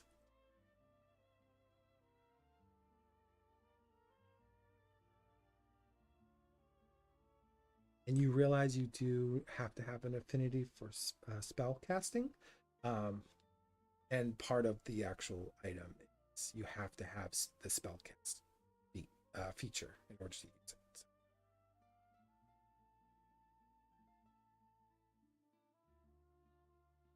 So that's saying like Borellis it wouldn't work on, or Raiden. Well, Borellis. Yeah, if they don't have the spell casting feature, it wouldn't work. That's correct. It would probably remain Gotcha. whatever the last person formed it. It would remain that. Okay. So would that just be potentially Geller, Bremia, and Thistle right now? Oh, yes. And I do have to add Geller for you. You can also change the size at will. So you can actually make it bigger than you want to. Okay. This is not is this an official item? Because I can't find it in the thing. I renamed it. I will put it on your character sheet though for you. Thank you. You're welcome. And if I can't, I'll let you know what item I took it from. I purposely am renaming things because, like, wait a minute, that'd be crazy. But cool. I would say we will continue, but it is nearing that hour. So I think this may be a good spot. I will save the information we have where you guys explored already. We'll just pick up right from there because you'll actually have a traditional dungeon crawl on the next time we do Daggerheart. So that'll be fun. And I'm going to try, just kind of as a heads up, we're going to try without the range band if there is any encounters.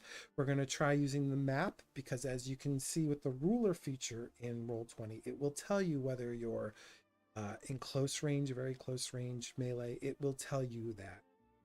So we're going to try that for this next leg of your feature. We'll try the map. Sounds good. Sounds awesome. Yeah, loving the map. Yeah. Thank you for the work you Oh. put into it, as always. Can I have Thistle do one more thing before we close? Sure. I want her to try to look through the eyes of her familiar. Okay, and you have to use a stress, right? Yes, I'll mark a stress for that. Okay. Your little spider climbs at the edge of her satchel, and she is now in the middle of the streets. She is walking with purpose amongst a crowd of people, and you do see, as you can only see, it doesn't say here, but you do see that she is approaching what looks to be a noble home. And on the outside, there are stationed guards that seem to share the same symbol that Raiden does on his armor. Okay, good to know.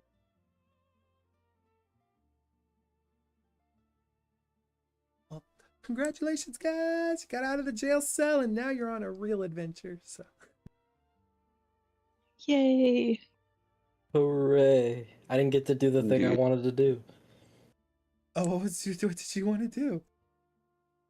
I was gonna create 2 portals and have drop something so that the gravity made it go faster and faster over and over again infinitely, and then dispel the portal to have the object bounce up and down really fast. Oh my god, that would have been amazing. You could create portals. I can create a portal to a space I can see, and if a creature goes through it, it closes. But it specifies a creature, not an object, so I figured I could argue that an object could keep going through it. That's fair. That would have been a fair argument. Awesome.